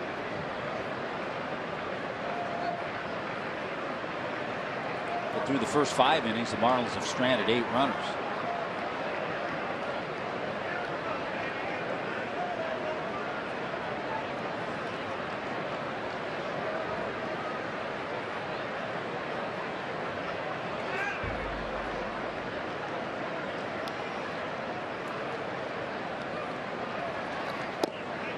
McGee takes the strike. For McGee tonight, he's 1 for 3.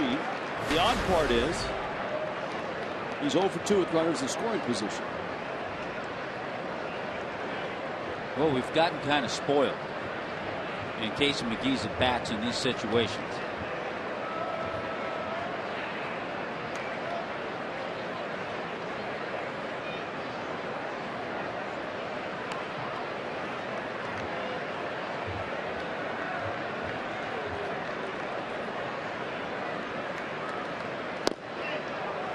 Rich, our fans are getting very creative. Ben says, don't mess with A.J. Burnett if you're driving by in your truck.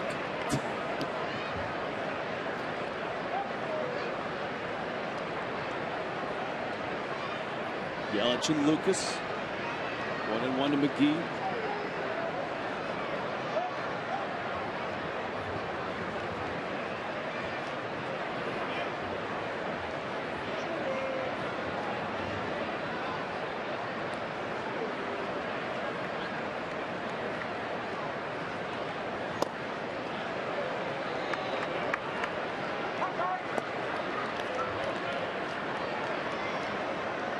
Casey McGee getting a good look at some pitches so far that Tolleson has had to offer.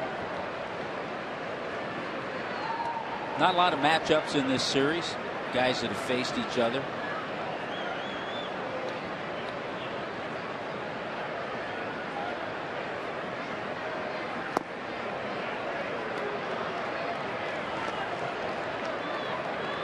Another patient at bat by McGee. Remember when McGee struck out in the third,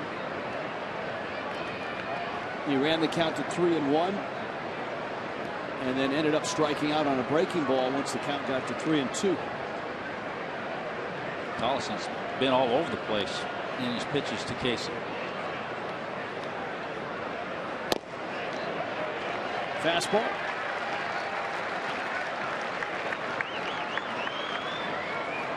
Counts full.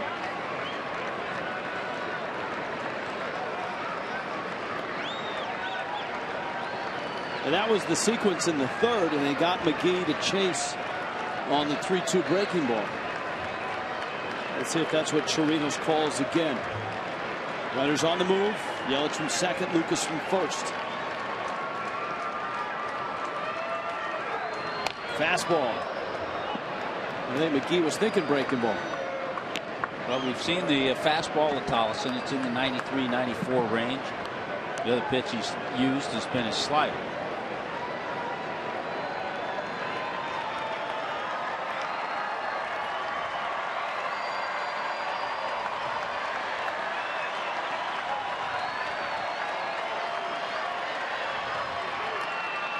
Just got a piece.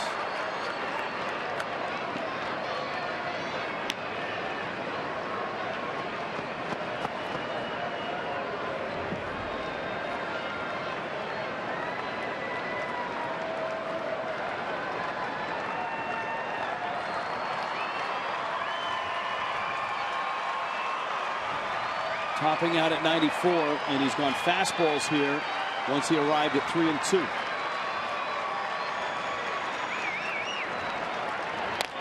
Fastball, ground ball, base hit, right field. Yelich will score. Lucas to third. Casey McGee makes it 4-1. I told you we've gotten kind of spoiled watching Casey McGee with that same kind of swing so many times. Just shortening up, not thinking gap, not thinking home run, just thinking RBI. Stays on top of the ball, gets it through that hole on the right side. With the runners moving, Yelich scoring easily and getting over to third easily was Ed Lucas. 39 runs driven in for McGee with just one home run and a batting average over 300. 14 doubles, 1 triple.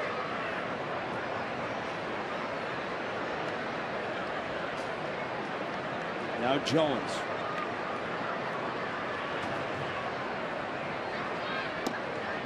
And Jones takes inside. You get the sense for Miami,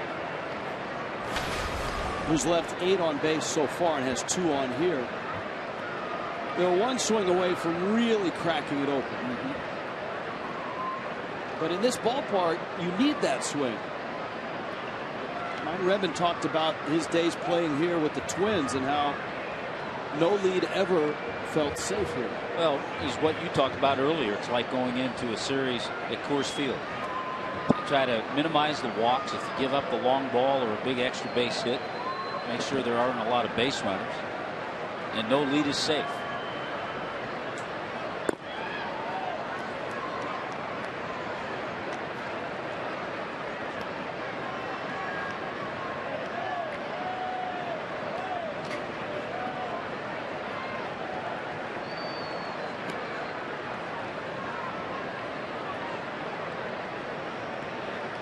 (4-1) Miami, a run here in the 6th.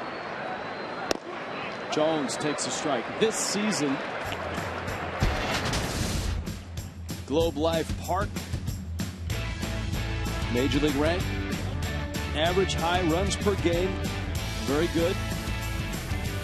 And that was the tough thing about the Rangers last year. They did not score tons of runs, at least the runs that they're used to scoring here in this park.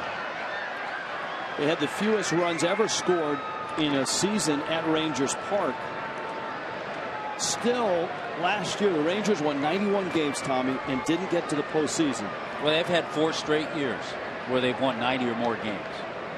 They did get to game number 163. And that was essentially a play-in game for the second wild card. They were beaten by the Rays.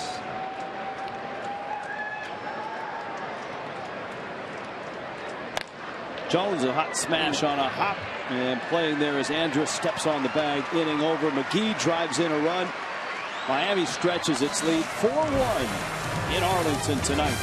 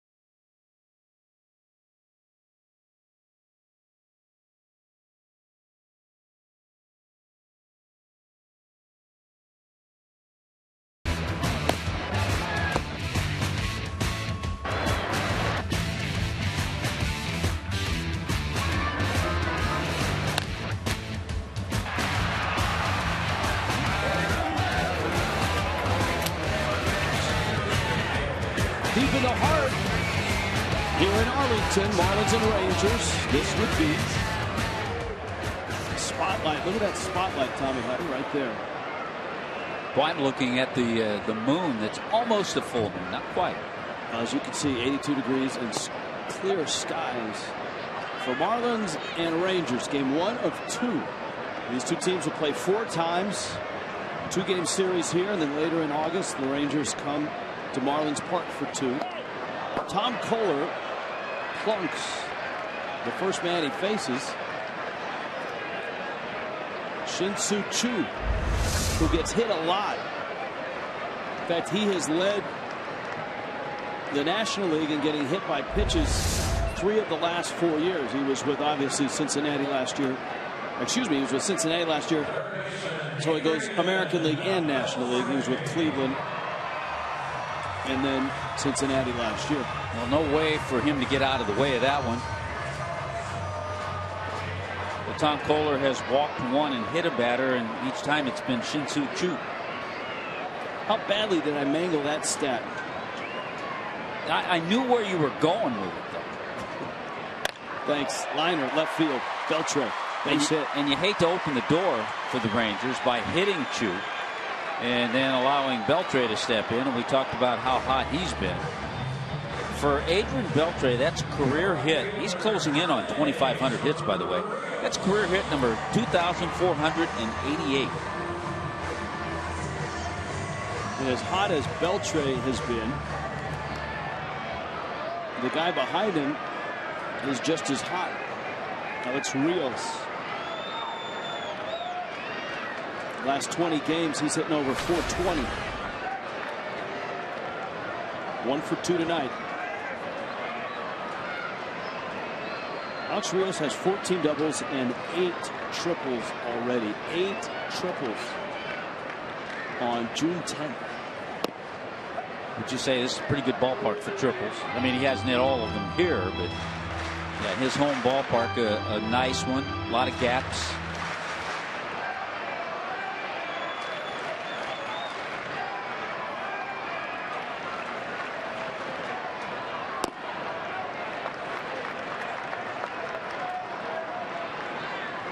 But this is, and we were talking about it last half inning, this is the point of the game where you start to think about all those possible big innings you had early in the game.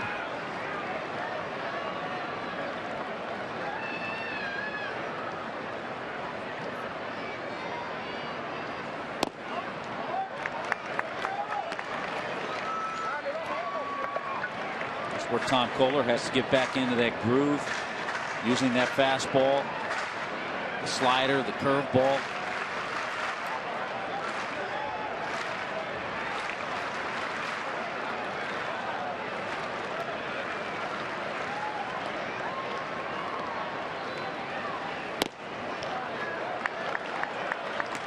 Well, he's fallen behind 3-1. He's in danger of loading the bases with nobody out.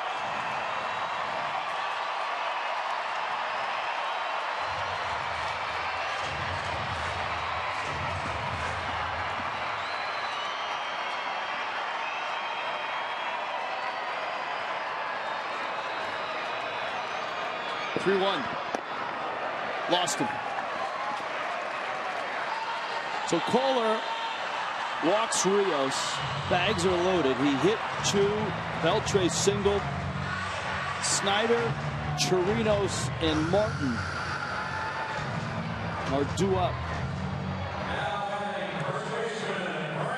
And with that, he'll get a visit from his pitching coach, Chuck Hernandez. Here's an email, Tommy. Good evening. When the camera has its view from center field past the pitcher to the batter, the TV viewer can see the back of the pitcher's mound. See Dan Jennings warming up right now. One can see 3 things on the back of the mound, not including the rubber. One is a bag, rosin bag. Second is a black thing. Don't know what that is. Well, they're both things to use to clean your cleats. And the other thing looks like an egg carton, according to the viewer. What are those 3 things, Tommy Hutton? Well, I think both, other than the rosin bag, the other 2 are to use to clean your cleats. It's your choice.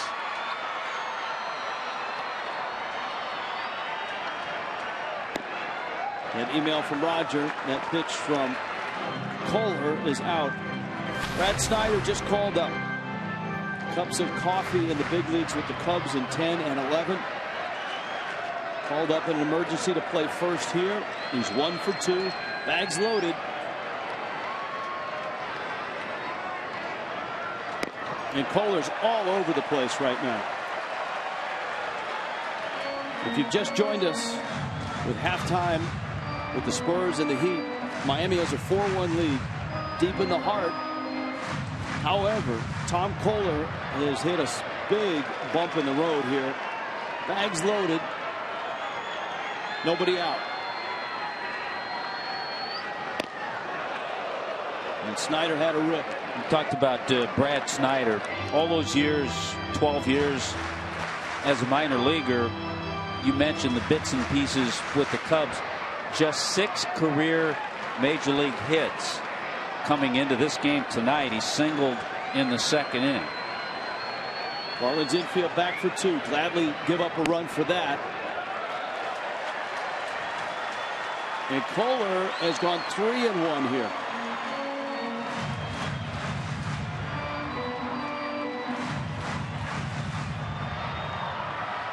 Tom Kohler had terrific control until here in the 6th. And he walks in a run. And this is painful to watch right now.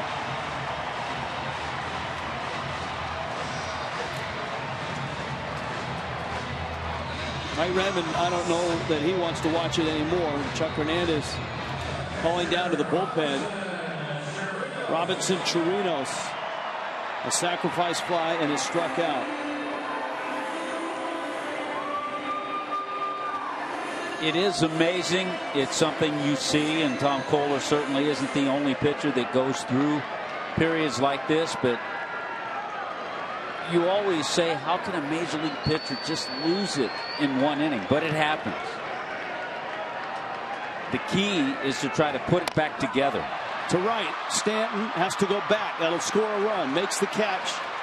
2 runners tag. 1 will score. Beltre. Rios reaches 3rd. And the Rangers, with 1 out, have the tying run at 3rd base. That's the other thing. Not only did that fly ball chase Stanton back far enough to score the run from 3rd, but it allowed Alex Rios to go from 2nd to 3rd and get there with 1 out. Here's Martin and here's Mike Redmond, and that's it for Tom Kohler.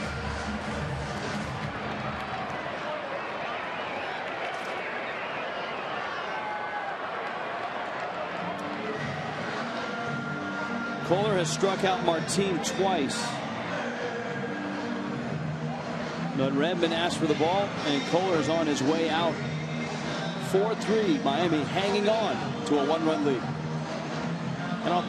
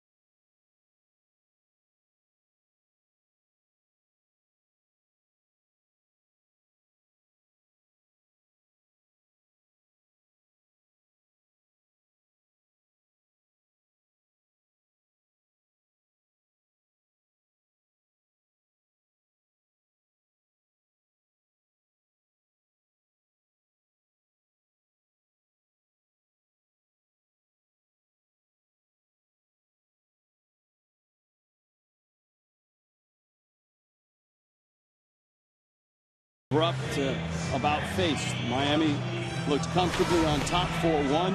Tom Kohler was cruising with 7 strikeouts through 5 innings. But he hit Sin Chu. Adrian Beltre singled to left and then walks to Rios. And Brad Snyder brought in a run. Robinson Chirinos sacrifice fly. Chased home Beltre. And it also chased Tom Kohler. And so Dan Jennings is in.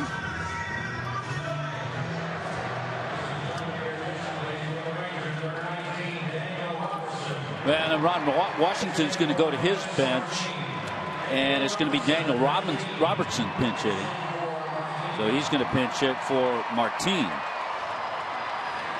So Washington goes with the right-handed bat.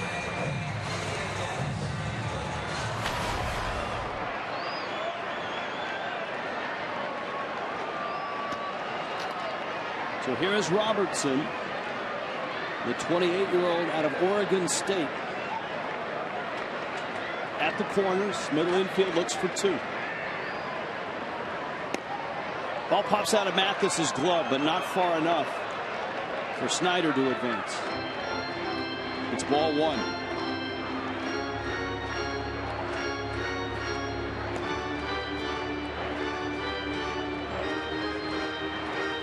Yeah, the Rangers have a number of players that have, paid their dues, fought their way through the minor leagues. A lot of minor league time for Robertson.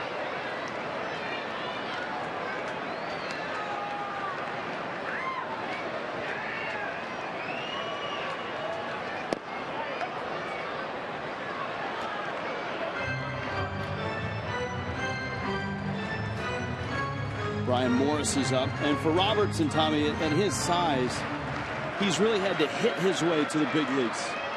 He was a 33rd round draft pick by the San Diego Padres. It's his first year in the major leagues.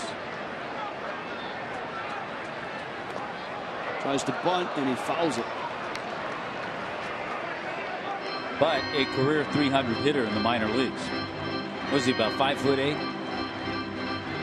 He not only a 300 hitter, but his slugging percentage over 400. His on-base percentage as a career in the minors, 381. And by the way, did you see who's having another solid year for the Houston Astros?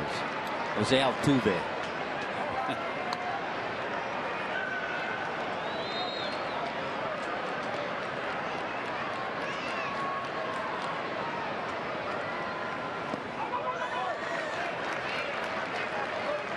Two balls, 2 strikes.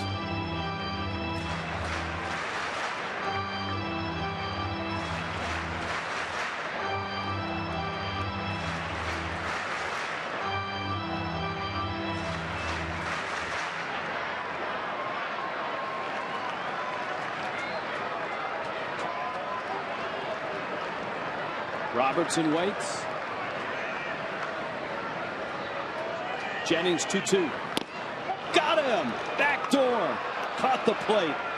2 outs. Well, big out. That's a big out because so far it keeps Rios at third base, where maybe a ground ball, fly ball would have brought him home to tie the game. Good breaking ball, good slider, and he certainly froze Robertson. Now he gets to deal with the left-handed bat. Rougned Odor.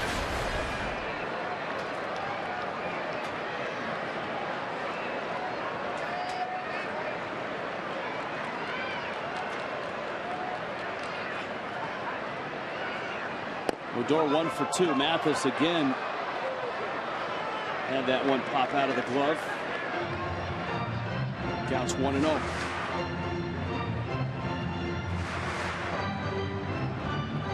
The Rangers have 2 runs on just 1 hit. 2 walks, a hit batter, a sac fly. Here in the bottom of the 6th.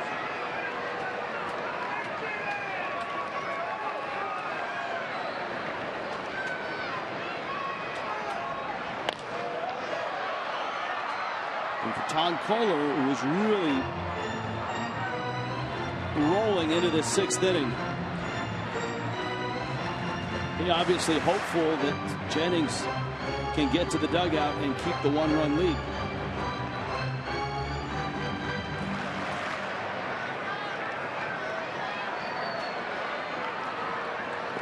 In the dirt, gets to the screen, bounces back, and a run scores. It's tied.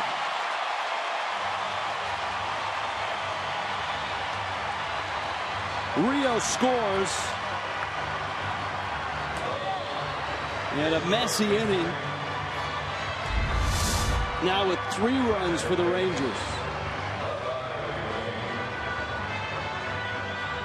And that one ate Mathis up. Yeah, this one, Jeff Mathis does everything possible. Second wild pitch of the year for Dan Jennings. But a big one there, allowing the Rangers to tie it. So 3 runs have scored on just 1 hit. Pitching, pitching, pitching. How many times does it come down to pitching?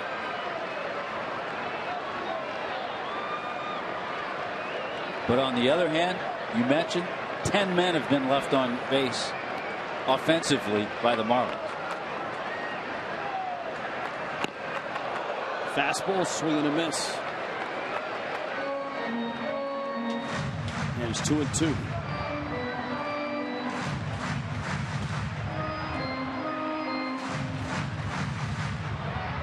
The other thing going through Tom Kohler's mind is that he's thinking he should still be out there. That it shouldn't have gotten to this point.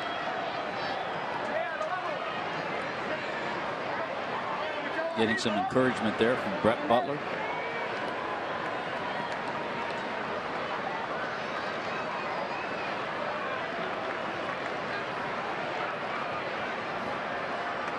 Got Snyder out at second with 2 outs. And a slow tapper. Lucas has to hurry. Safe. Jones on his knees. Runner scores and he throws it away.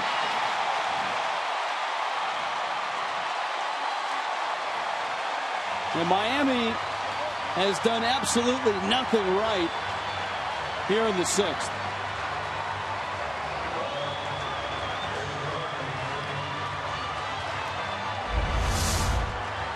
You knew this was going to be trouble with the speed of Odor.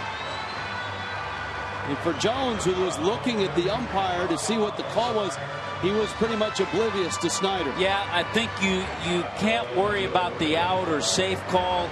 You have to be aware of the runner who might try to score. So credit the Rangers with some heads-up base running.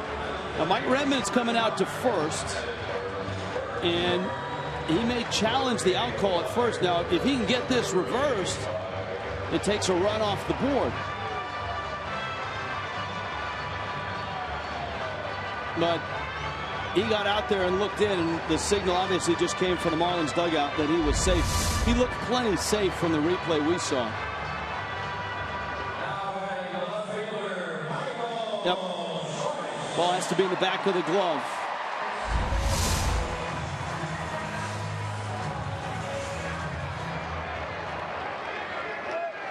And again, I hate to be repetitive.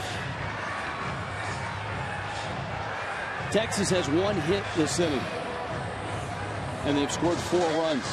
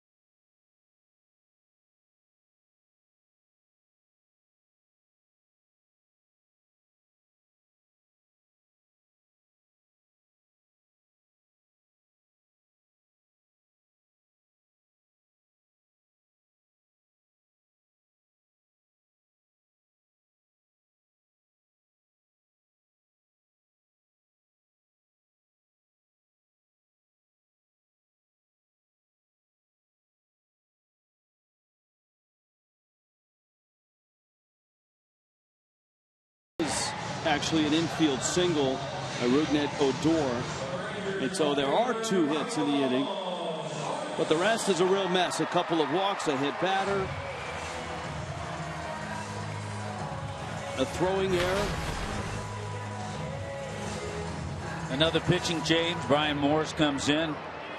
1 out recorded. The strikeout. That was a big pitch. Dan Jennings to get the pinch hitter Robertson. And Miami's 4-1 lead is a memory right now. So here's Choice, Texas's leadoff hitter, and he hits a grounder that McGee picks with a backhand, gets the out at first. Morris with one pitch ends the inning. Texas comes back and takes the lead, 5-4.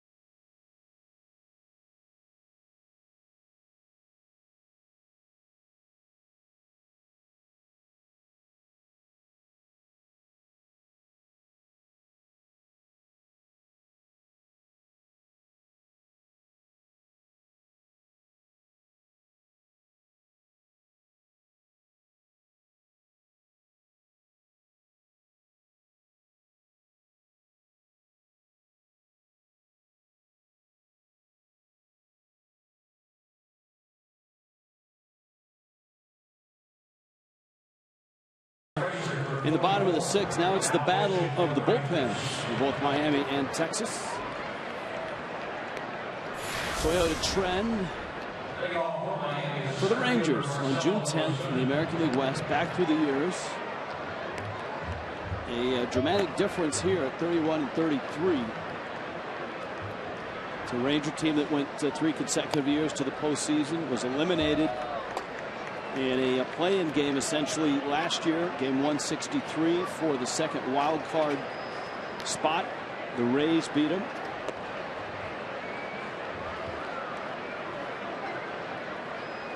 Daniel Robertson is out in center field, got a mask on.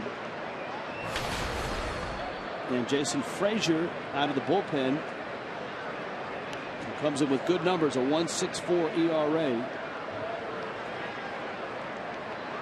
He's gone 8 1/3 scoreless innings. His ERA just outside the top 10 for American League relievers. Well, you're right about it being a battle of the bullpens now. Frazier with a slider, pretty good fastball to throw a split.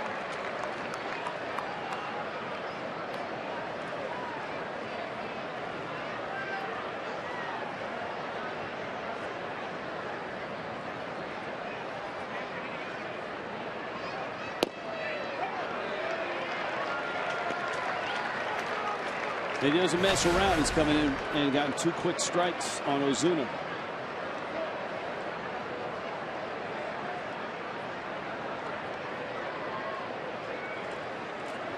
Frazier listed at 5'9", 180 pounds.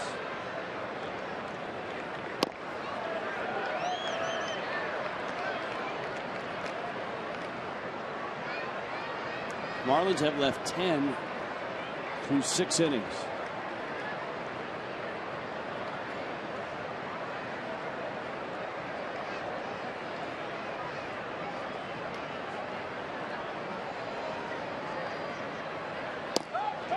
That's strike 3 called.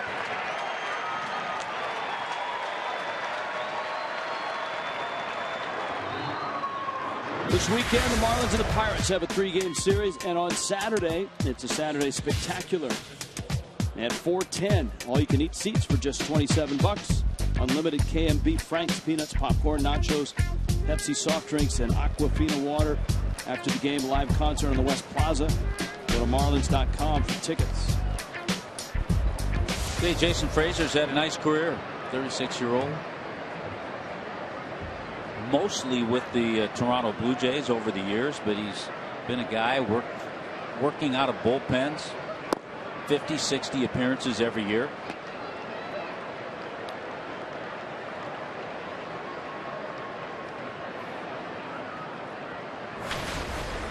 Bohr has a couple of hits.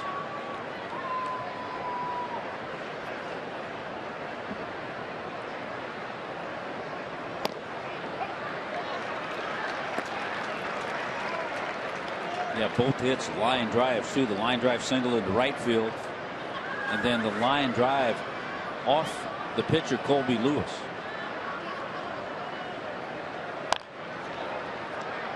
For Tom Kohler, his line will end up with 5 runs on it. 5 1/3, 5 hits, 5 runs, 3 walks, 7 strikeouts. Dan Jennings, a third of an inning, a hit, a strikeout, a wild pitch. Morris threw 1 pitch to finish off the bottom of the 6th inning. This is what puts Mike Redmond in a bind. Bohr smokes it into right field. That Another one shot. hopped right over Odor. Yeah, Justin Bohr is 3 for 4. You go back to the last start of Tom Kohler's in St. Pete against the Rays. There's that shot. It just skips by Odor. Tom Kohler threw 98 pitches in 5 innings and gave up 3 runs. He did get the win in that game, but just 5 innings. So all of a sudden you're managing. If you're Mike Redmond, you have to manage 4 innings out of that bullpen.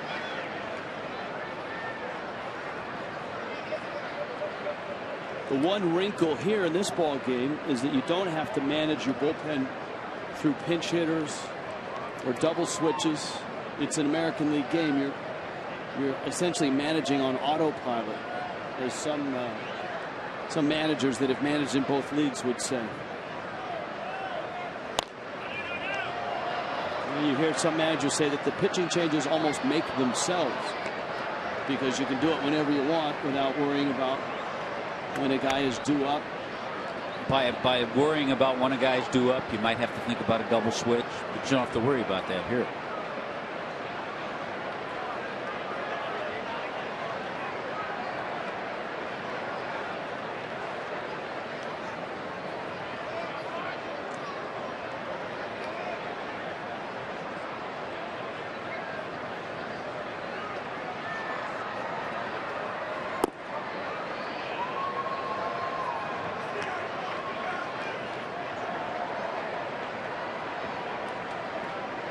Calling a strike, in and out.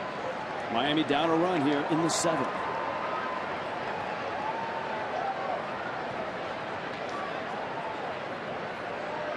Neil Kotz.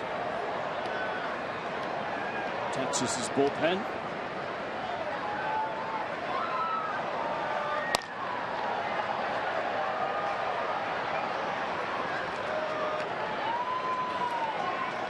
Boy, the Rays continue to struggle scoring. They were shut out 1-0 tonight by the Cardinals. 7 shutout innings by Adam Wainwright.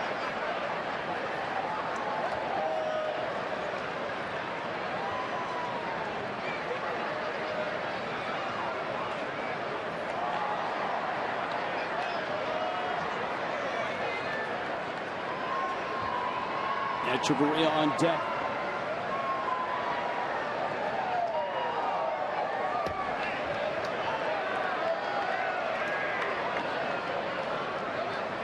Frazier reacted as if he wanted that pitch, and he should have. It was right over the plate. That caught a lot of the plate.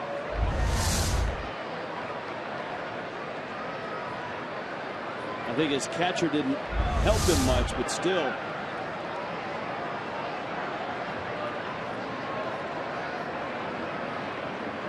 Two. Mathis shoots it down the right field line, and it's foul.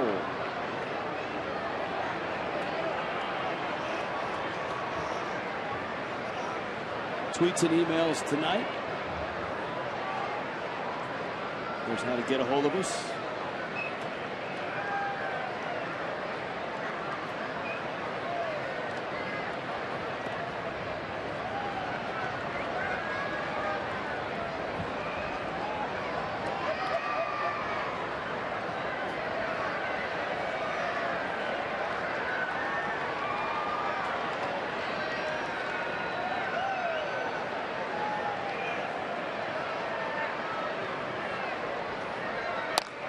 Mathis up the middle, under the glove of Odor, into center field.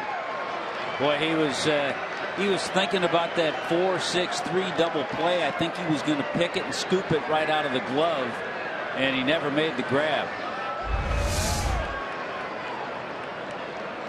Watch Odor. He's going to pick. Ball took a tricky little hop on him. Right about there. But either way, the Marlins have a couple of runners on with one down.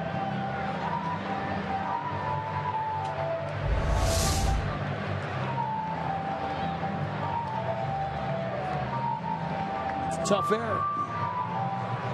Mike Maddox out to talk with Frazier. And Echeverria's up. Runners first and second. And one out. All right, fan photo time. Hashtag FL fan photo. Claudio with the red-orange cap.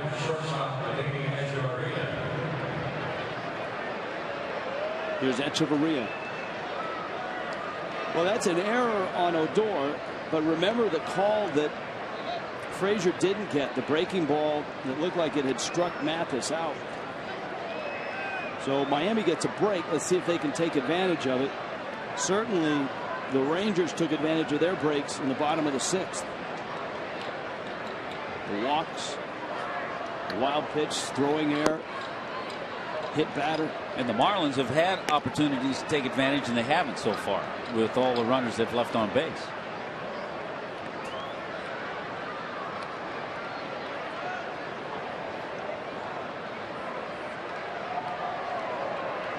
Texas's bullpen has a pair ready. Cott's probably getting ready for Yelich.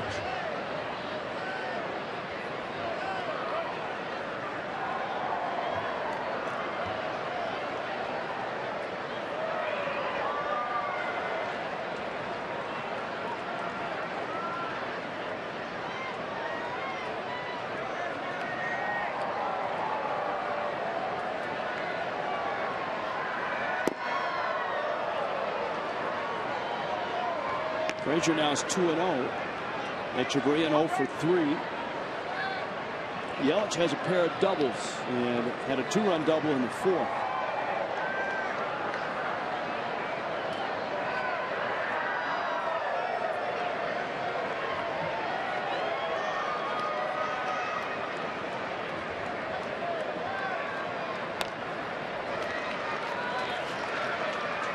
Two and one.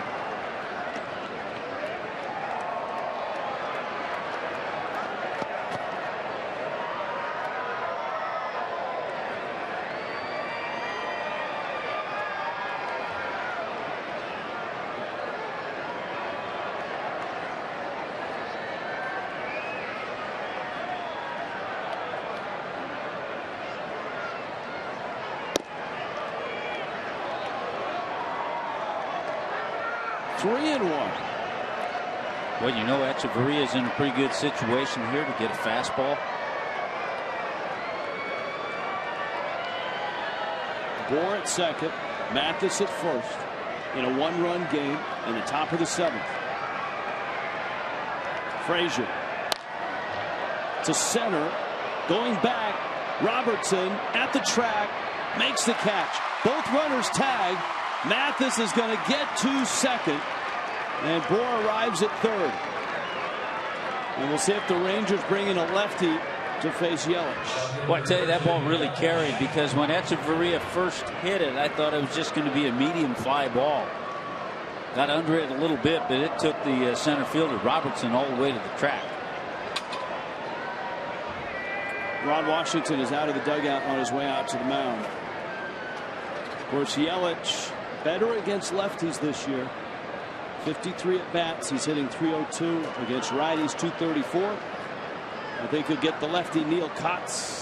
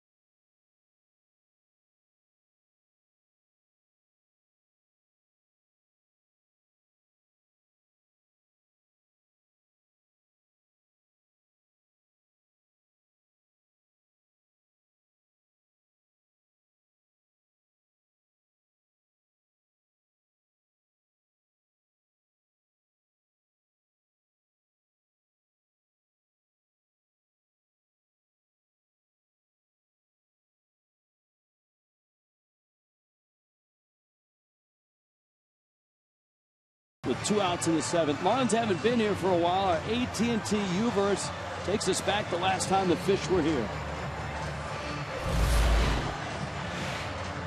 Well, you get a feeling watching a hitter. Right now, Hanley looks really relaxed in this situation, in this bases-loaded situation. Collins pitch. Hanley drives it to right, hits it well. Back goes Cruz to the track. It is off the top of the fence. Gone! It's a grand slam. Hanley Ramirez clears the bases, and the Marlins are on top 4-0. I told you he looked relaxed. AT&T U-verse rewind. Replay back in 2011. Marlins looking for a big hit here, trailing by a run in the 7th. Neil Kotz into the game to face Christian Yelich. Corners are in. Yelich takes strike 1. Well, he's going to see fastballs and sliders from Neil Kotz.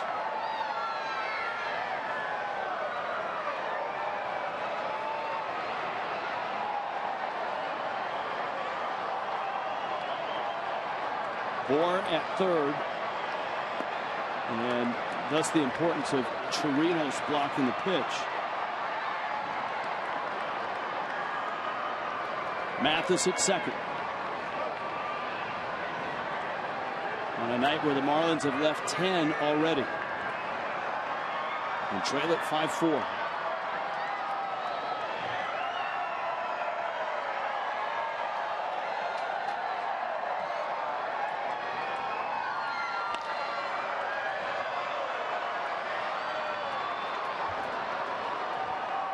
One and 2. Thought you could speak to this as a lefty bat in a spot where you haven't seen a guy much at all, not knowing what the breaking ball or the change or the fork ball or whatever else he throws looks like. Yeah, you're happy to have seen a couple of sliders. There are the numbers you talked about, those, the splits for Christian Yelich. Liner off the glove of Beltre, base hit. Mathis steaming round 3rd. Christian Yelich knocks in 2. Have a night, Christian Yelich. You're happy to see it. Then you're even happier to see a hanger, which he did with 2 strikes. And Miami is on top by 1. Look at the hanger. Stayed on it. Drills it off the glove of Beltre. And because it was deflected, both runs were able to come in and score. That's a great at bat. Christian Yelich having some great swings tonight. At what point do opposing managers stop bringing in lefties to face Yelich? I don't know if you ever see them not. Even though you see those splits, you and I see them right there. And manager will make the move, bring in a lefty. Watch this in super slow-mo. Beltre, I don't want to say he normally catches this, but it would have been a surprise if he got it. He's won many Gold Gloves in his terrific career. And he has many leather-bound books as well. 4 Gold Gloves. Yeah, 4 Gold Gloves. How about 4 RBIs for Christian Yelich, a career high? Lucas, the count 1-0.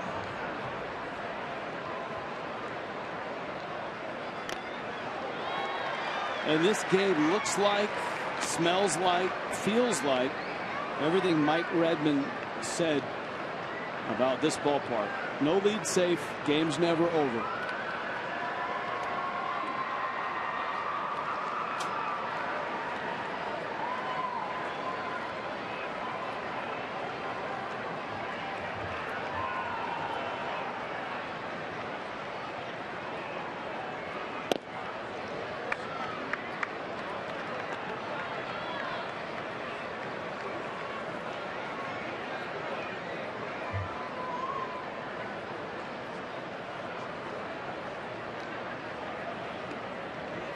Two and 1, Ed Lucas.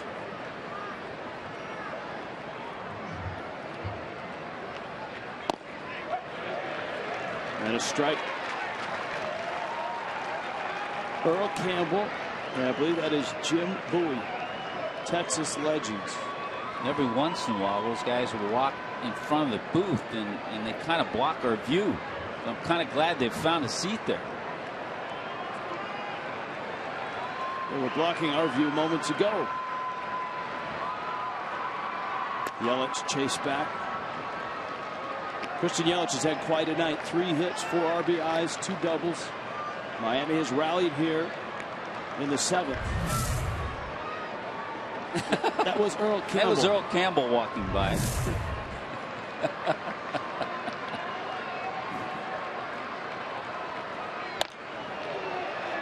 That one is caught. Odor catches up to that. The Marlins make the Rangers pay for a couple mistakes.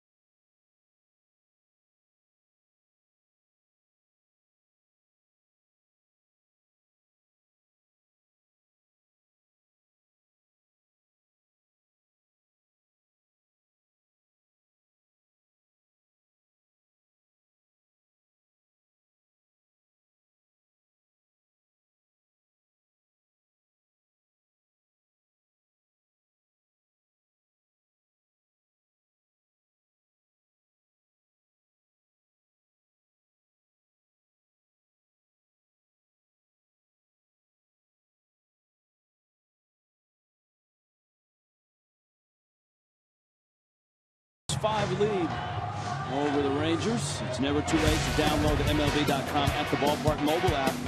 Great features throughout the year.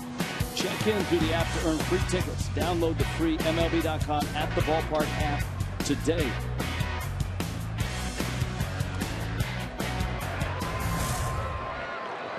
This has been a wild one already. It's 6-5.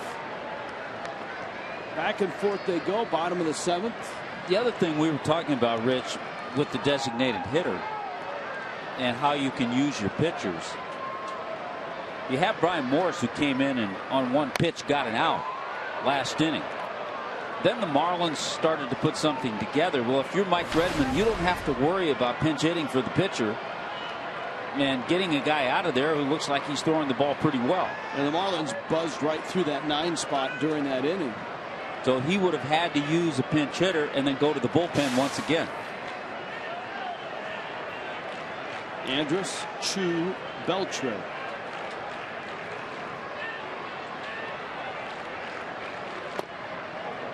And Morris misses in.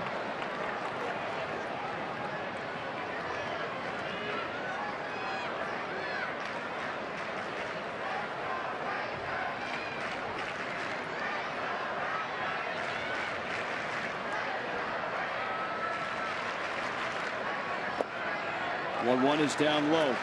Miami had a 3-1 lead going into that 6th. Tom Kohler was sharp, but he hit Chu with the first pitch of the inning. Beltre then line one to left, and then a walk to Rios to load him, a walk to Snyder to drive in a run. Robinson Chirinos hit a sacrifice fly.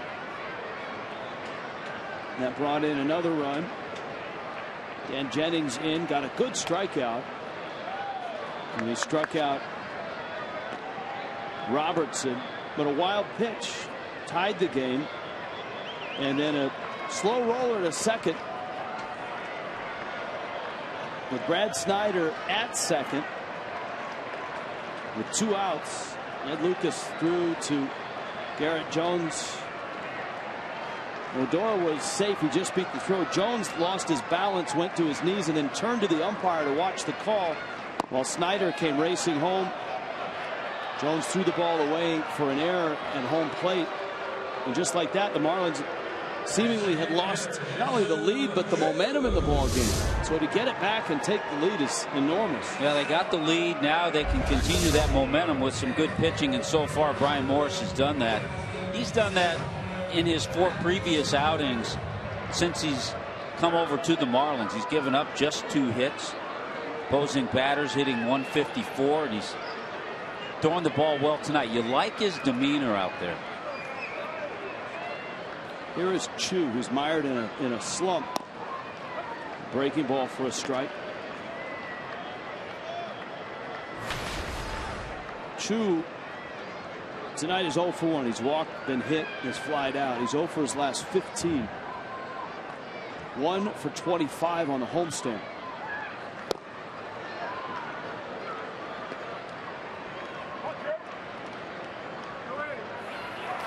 Tanner Shepard. You got to know that the Pittsburgh Pirates, when they arrive at Marlins Park on Friday, will be changing all their signs. Catchers, third base coach. With the Morris now a Marlin, formerly a Pirate.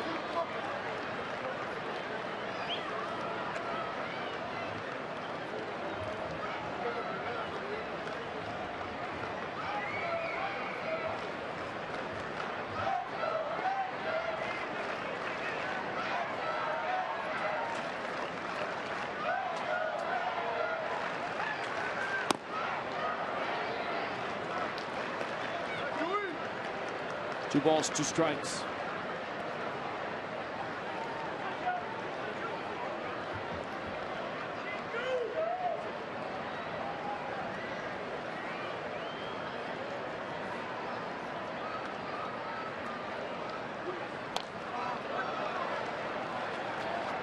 Chu fouls it back to the screen. Beltre will follow.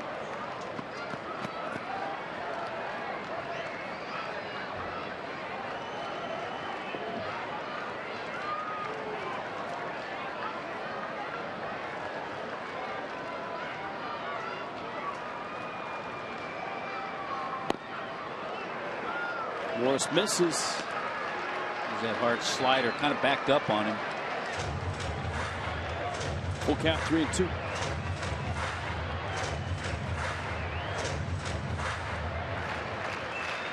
Chu, the South Korean.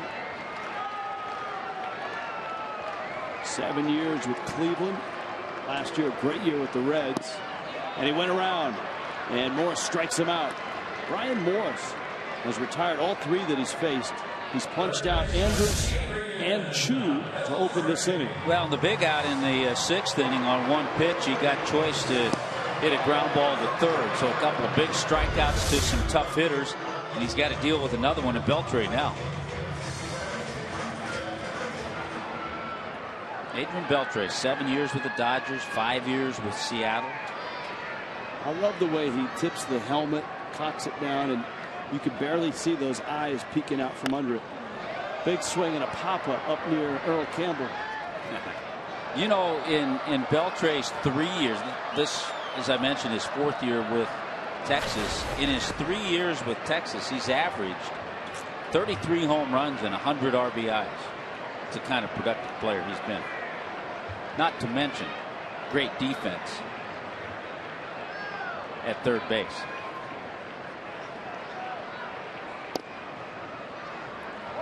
He's a guy, you and I were talking a little bit before the game, and maybe tomorrow we'll get into it a little more, closing in on 2,500 hits.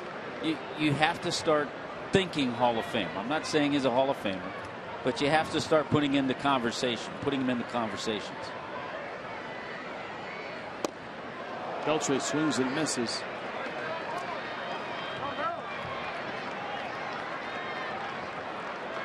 The Rangers are hoping he has a few more years left in him. His contract runs through next year. They're the active leaders. You still can't throw A-Rod in that active list. he's active around Miami, maybe, but not in baseball games. 2-2 to Beltre.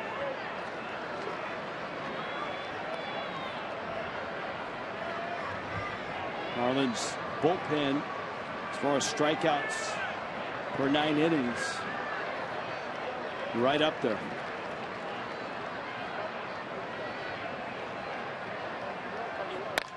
Beltre turns that around, sends it into center field.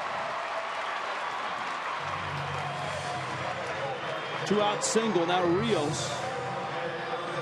And these are the 2 hitters that we talked about on Marlins Live, Tommy. Beltre and Rios, who are both having exceptional years. Rios is leading the American League in hitting right now. Yeah, we talked about Rios coming into tonight. Last 19 games, hitting over 400. 13 hits in his last 25 at bats now.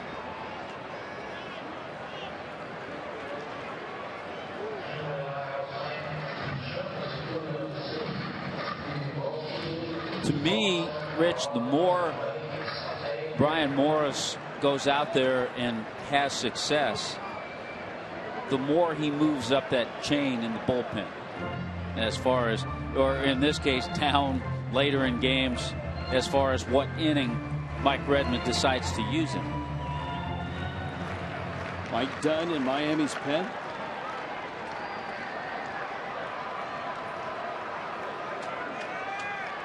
Got Snyder, the left-handed bat, on deck.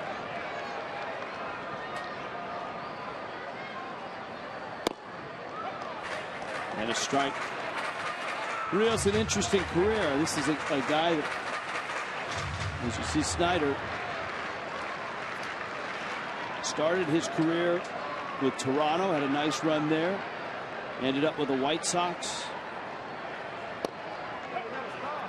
Outside corner, was an all-star twice in Toronto. He and Dale Scott don't agree. Rios telling Dale Scott he thought it was out. Fox track shows it's right on the black or off the black.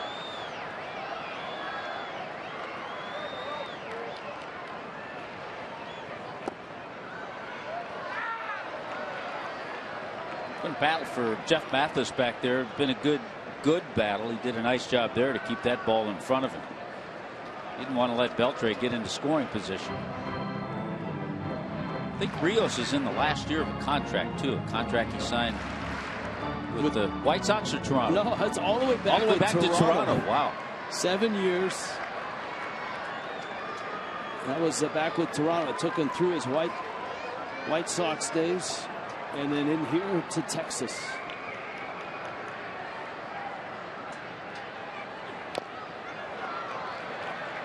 And Morris throwing hard, throwing well. Count 1-2.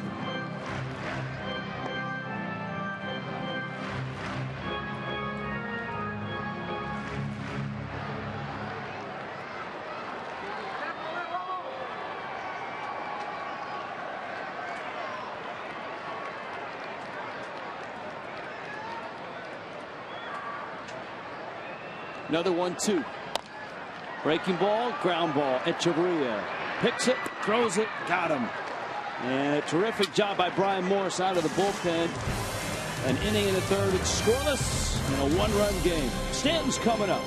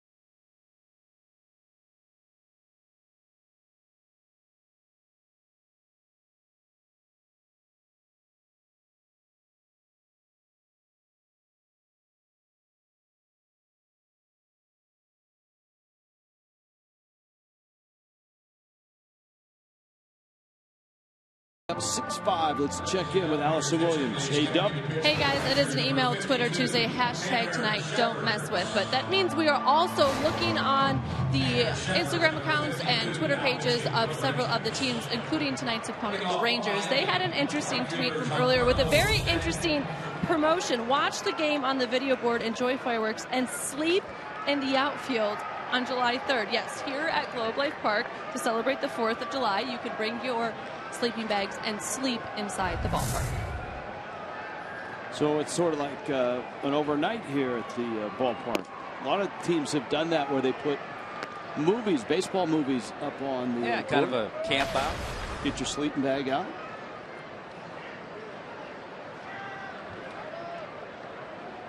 Just hope that the sprinklers don't come on at midnight. Stanton takes inside the hotel. The team hotel that the Marlins are staying in has a Saturday night movie at the pool, I believe, and it's Sandlot swimming movie. Tanner Shepard's in the game for the Rangers. Stanton getting nothing from him. Well, Shepard throws 96, 97, 98 miles an hour, and a lot of times he'll stay primarily with the fastball. There's a strike. Just thinking, we're in Cincinnati. They show a movie on the weekend on the building. It's usually right outside my room. In the plaza. In the plaza, yeah.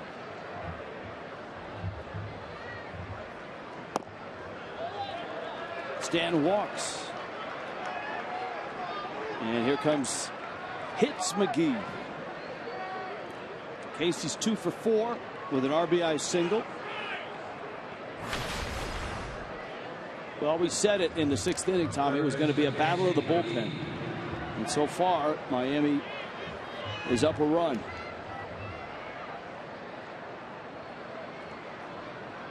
Shepard is the 4th to work for the Rangers. And remember, the Rangers had to absorb a lot of punishment last night, giving up 17 runs to Cleveland. Although they didn't go that deep in their bullpen because Scott Baker saved him. Baker went 5 innings. Yeah, he took one for the team. He gave up 9 runs. Yeah. Yeah, Casey McGee with a couple of hits tonight keeps his average over 300. Coming into this at bat, another big base hit with a runner in scoring position back in the 6th inning. Shepard pitched an inning last night, struck out 2. Nick Martinez started last night for the Rangers. He gave up 8 runs on 6 hits. Baker 9 runs, 11 hits. But he went 5 innings.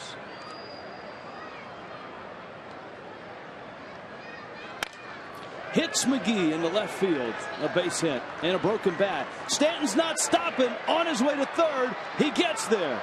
Ball gets by. McGee to 2nd. He gets there. Ball into the outfield. Stanton's going to score. McGee to 3rd.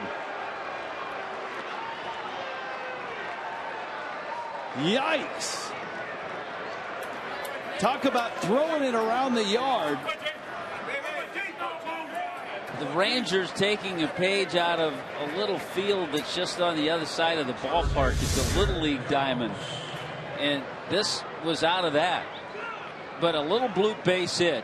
Great base running. The Marlins have taken it to the Rangers as far as running the bases. Stanton, Christian Yelich, Shepard's lets fly. That ball gets into right field. They're very sloppy are the Rangers, but you know what? The Marlins had their moments, and now they're taking advantage. So an E7 and an E1. McGee's all the way at 3rd base.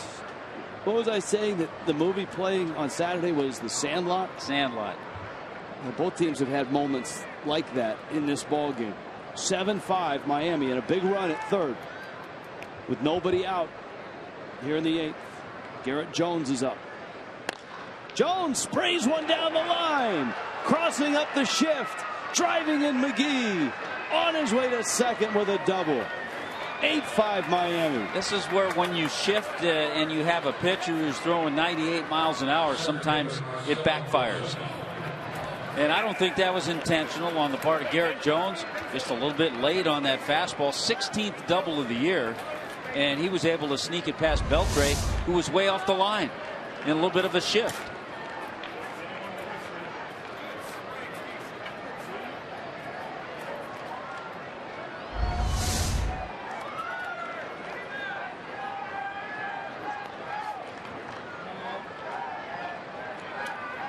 Guys in the dugout, see a veteran, Reed Johnson, they kind of getting on Casey McGee.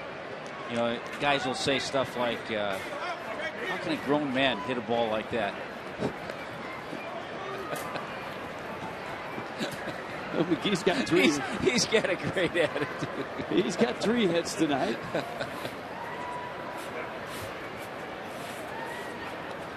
Ozuna 0 for 4. Justin Bour is on deck.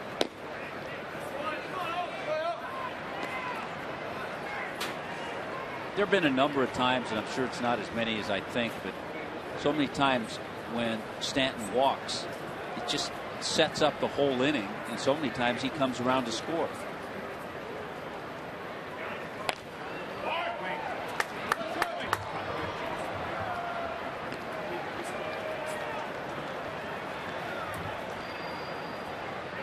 And you know, you give Stanton credit because he's the one that forced the issue on the throw by Michael Choice, going from first to third on the McGee hit. And Ozuna swings and misses. In 2011, the Marlins had a 3-game series here, and it was a wild one. The Rangers a blowout in the first. The Marlins on the big night by Hanley won the second, and then 4 runs in the 8th on the 3rd of July.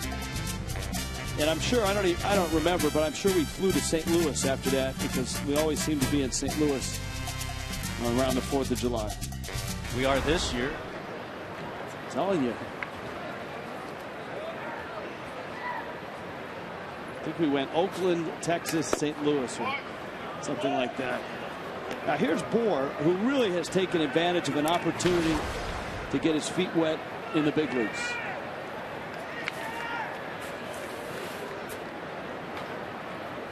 Has 5 hits in 10 at bats. Has 3 of those hits tonight. And maybe it's just me, but doesn't it seem like the Marlins minor league system right now has more depth than it's had in a while, when they can call up a guy like Bour who produces, when they can call up Real Muto and feel comfortable putting him behind the plate?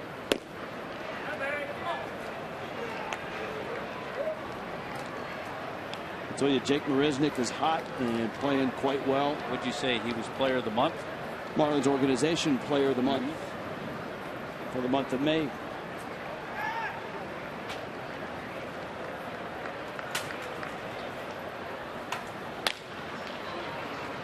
Pulled on the ground.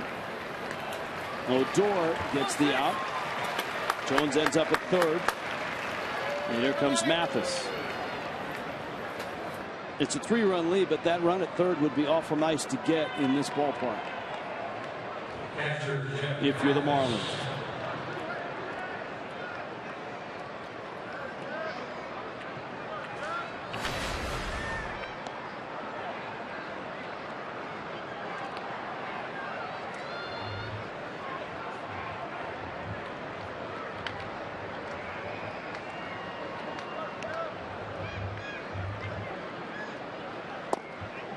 Mathis takes a strike.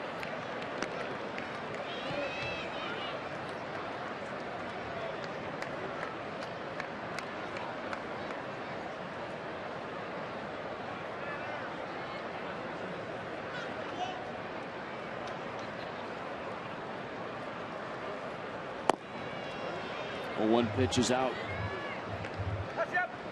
AJ Ramos is up.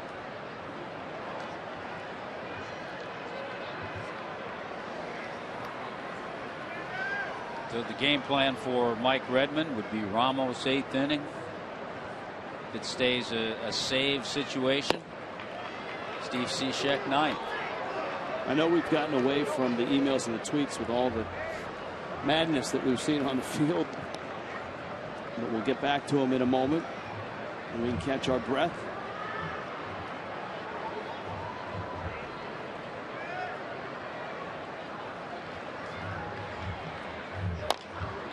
Mathis, little topper. Beltre. Wow, that's why. Not only is he a gold glover, but he's won 2 of those platinum gloves from Rawlings. But Miami stretches their lead. They pick up 2 in the 8th.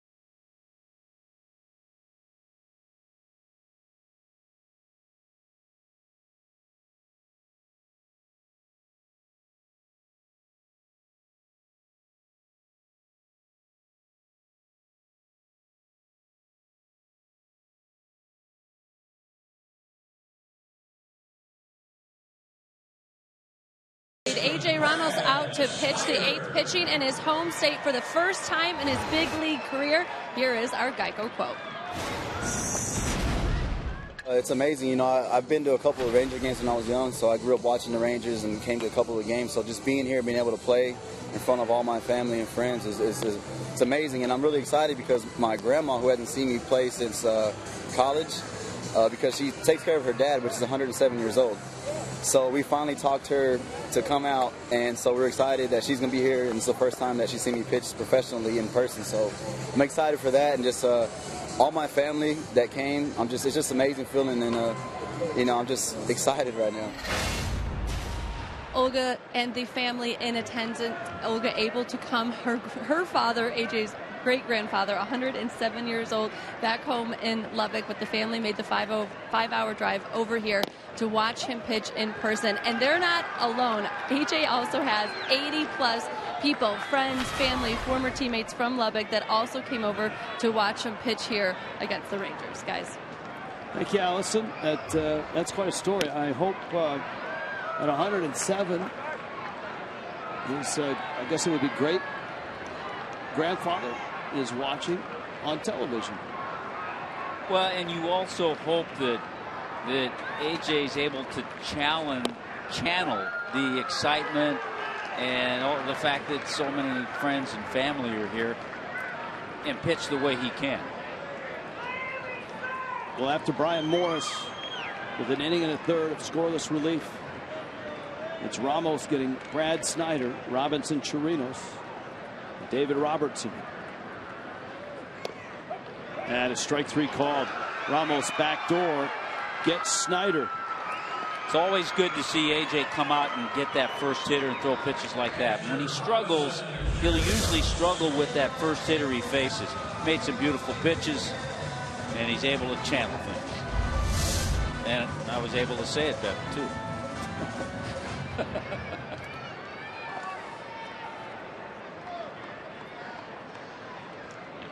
Marlins open play a half game behind Atlanta and Washington. That bunt is foul. Whoa, it rolls fair. Mathis has it, gets the out. How about that? Terrific job by Mathis. Never quit on the play.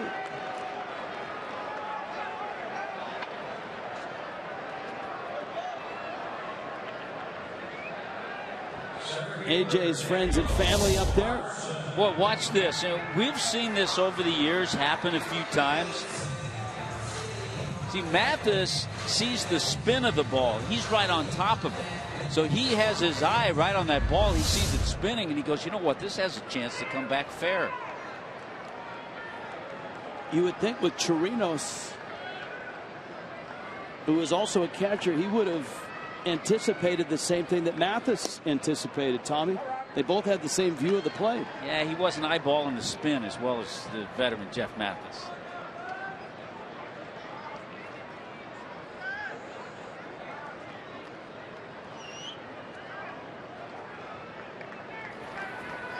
Allie, did AJ have to leave tickets for all those friends and family, or just the family part? Thankfully, he did not, just the family part. He left around 30, but the 80 plus that were assembled and made the drive over together actually all got together on Facebook. His dad started a Facebook page for all of them where they could sign up to all kind of carpool, bus over together, and they paid their own way. It does get a little expensive after a while. Fastball misses in from Ramos. But what a thrill for guys, guys that don't grow up in major league cities. For AJ, this was a place to come and watch a few major league games. And he loses Robertson.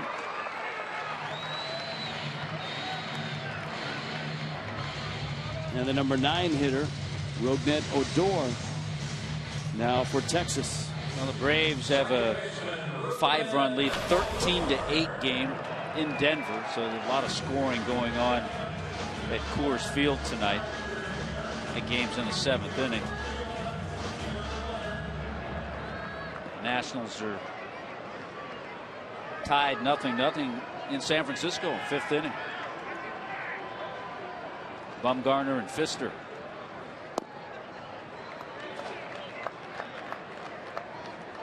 If Miami can hold this lead, they'll go 4 over.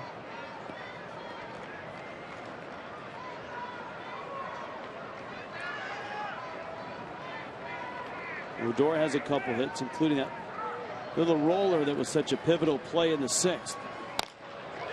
This one hit on a hop. Lucas gets the out.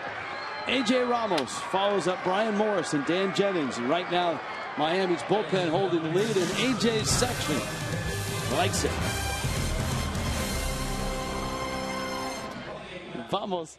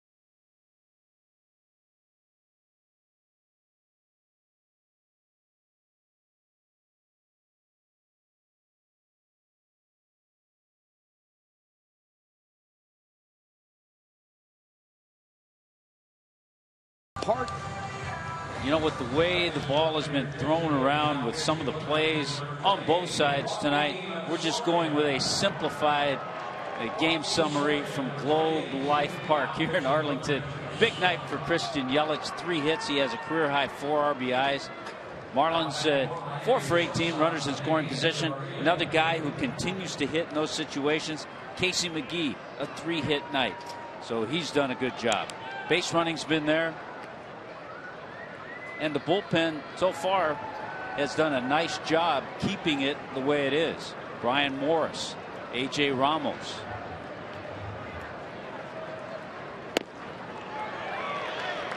Joaquin Soria former Kansas City Royal. Right now the closer for the Texas Rangers, and he's been a good one so far this year. He's blown just one save opportunity. Opponent's hitting just $150 against him. You can see he's a strike thrower. 30 strikeouts, just 3 walks. He'll use an assortment of pitches. Phillies beat the Padres 5-2. A.J. Burnett the win. The Phillies are 10 under, 26-36.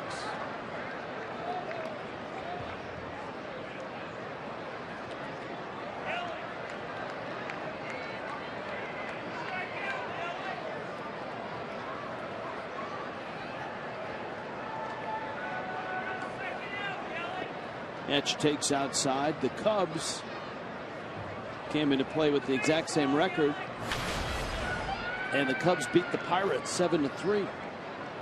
So the Cubs and the Phillies have the 2 worst records in the National League.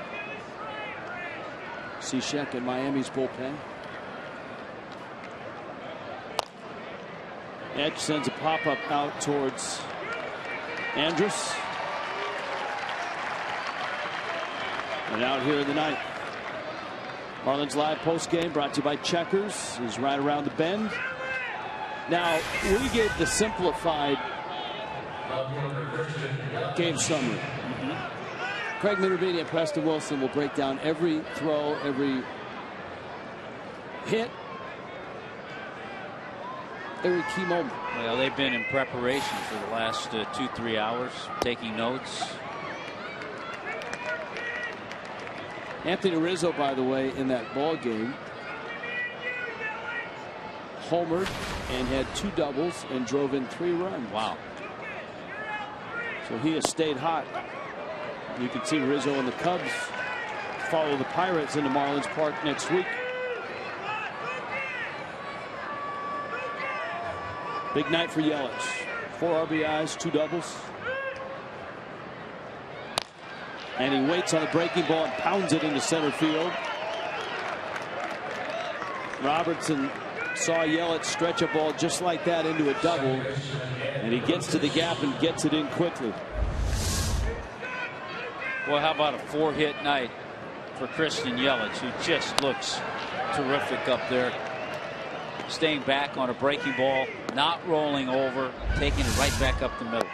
And yeah, the outfielders for the Rangers are getting to the ball quickly and getting it in quickly after seeing Yelich stretch that single into a double back in the 6th inning. All right, here's Lucas, and here's a couple of emails that I've apologized for not getting in sooner. Father's Day is coming up, Tommy Hutton, and we have an early Father's Day email. And this is from Jay. Father's Day around the corner. Wanted to share with you a Father's Day story. Took my young son to a Marlins game. Wanted to see Al Leiter pitch. Grew up in New Jersey. Played against the Leiter brothers in high school. 5th inning. Looked at my son and said, "Do you see what I see?" And noticed that there were no hits up on the scoreboard. And by the time it was over, we had witnessed a no-hitter. Framed the ticket stubs. Now that my son's going to be a dad, I can't wait to tell his son about it. And the Marlins are forever linked with us as father and son. It's a great story. Marlins' first no-hitter.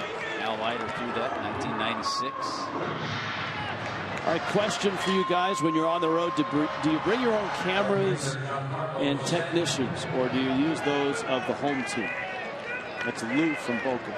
Lou, we actually, and visiting teams do this, we rent out not only the cameras, but also the technicians. Who always enjoy getting on camera. Yes. And we have a fine crew here. Yes, we do. See? In Texas. They're always kind of laid back guys. Yeah.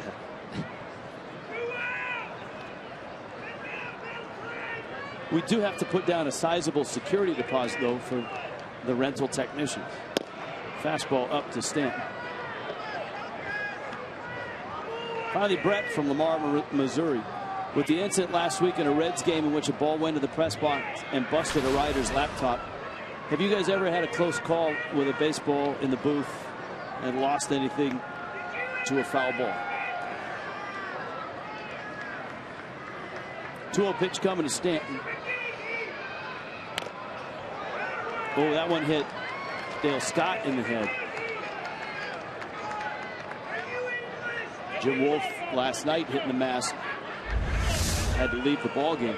He saw it. That was a little bit of a glancing blow. He saw the veteran Dale Scott say, "I'm okay." Other than some food, being splattered around, I think we've been pretty fortunate.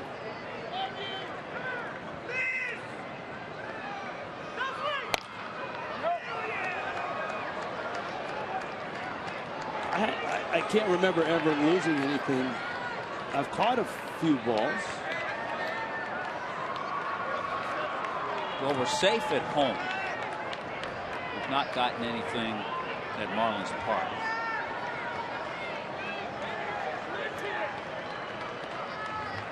Two outs, 2-2. We're safe in Washington, D.C. Although, except for low-flying planes. Low-flying planes. Or the presidential helicopter. I did catch a ball at RFK, though, early in our tenure together, like 05 or 06. Stan swings and misses at a breaking ball, and the Marlins are done in the ninth. Steve Cishek comes in, 3-run lead to protect, 8-5 Miami.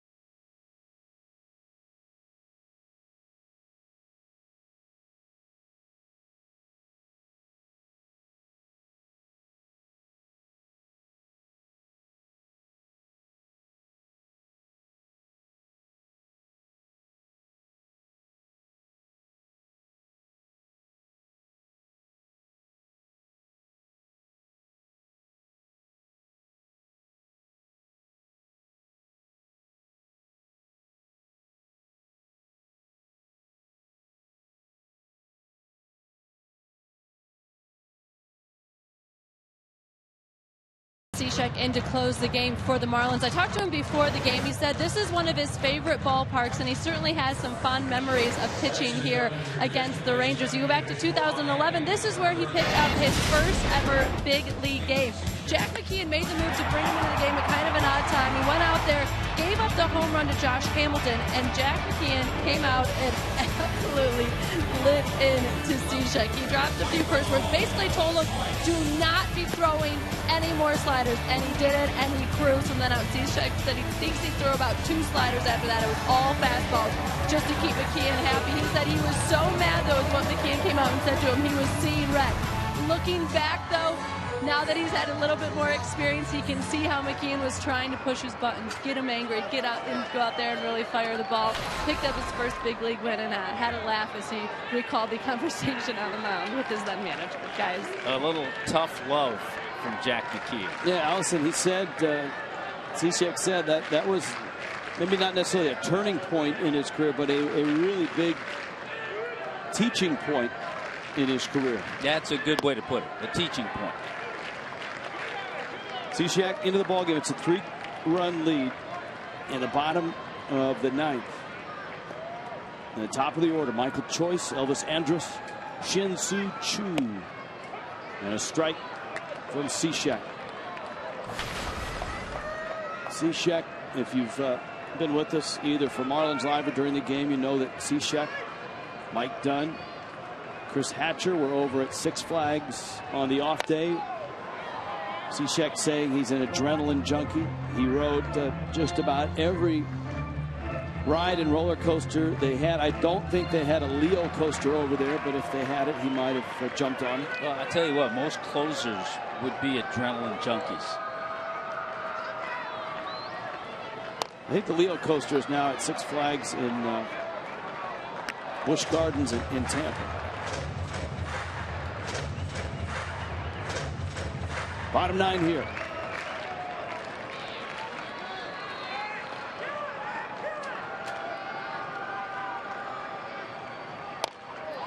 Pop up. Jones. And Garrett squeezes. Cishek has the first out of the night. Got a good tweet from Monica. Don't mess with Steve Cishek's stirrups. Hashtag classic.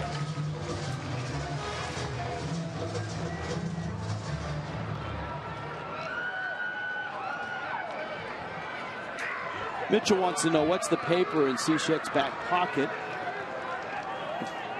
If you watch a lot of the Marlins, and many of you don't, many of you come in and out of the games or see him from around the country. Cishek is a religious man, and a Bible passage in his back pocket. Though he says he's an adrenaline junkie, he likes to get to the mound, read the passage. He says it calms him down. He's not a guy that comes in all hyped up and all fire and brimstones and smoke coming out of his ears and all of that. But it's something he's done from the very start. That's why it was interesting when Cishek talked about that incident with Jack McKeon. Cishek said, you know, he said bleep this and bleep that, and Cishek was providing the bleeps from what Jack McKeon was telling him that night. And so here's a guy who's religious and he's getting an opportunity young in his major league career. And here's Jack McKeon, a World Series winning manager who came back to manage the team, and he's airing him out, as you saw. Yeah, I like that. It's old school. You don't see as many managers nowadays do that. They would prefer maybe to do it behind closed doors. But you know what? It wasn't. It's a great teaching method. And it wasn't about embarrassing a player. A swing and a miss and a darting fastball. Andrus goes down. It wasn't about embarrassing him. It was about getting his attention, and he did. And Cishek very grateful for it.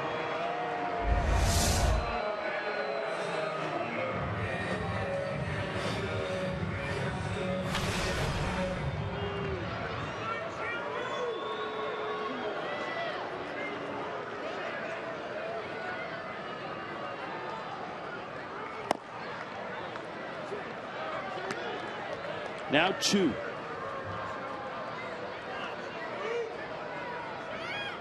Chu's slump has continued tonight.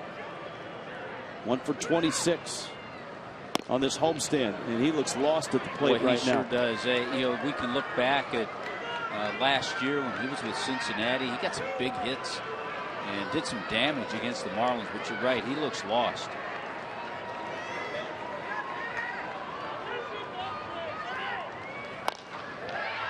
O2 flipped into the seats. You wonder if it's as simple, Tommy, as hitting in the 3 spot as opposed to the leadoff spot.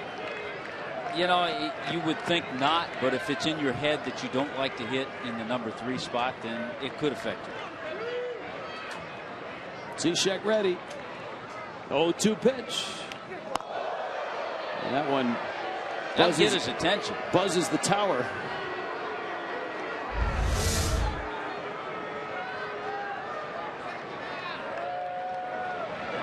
That one got away from everybody. And I think Dale Scott happy to get down. And, yeah, and out of Mathis the way. couldn't even handle it.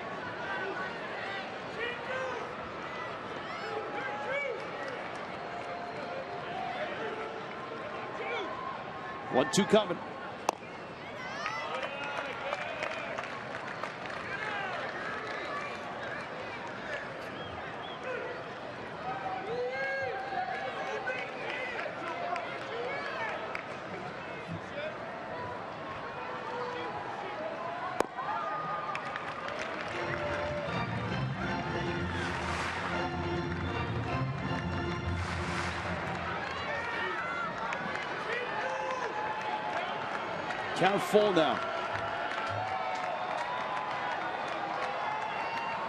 Got him right down the middle. Ball game. And the Marlins survive the Rangers. It wasn't pretty, but it's a win. And the Marlins have tied a major league record for consecutive wins in interleague play. They tied the Tampa Bay Rays of 2004.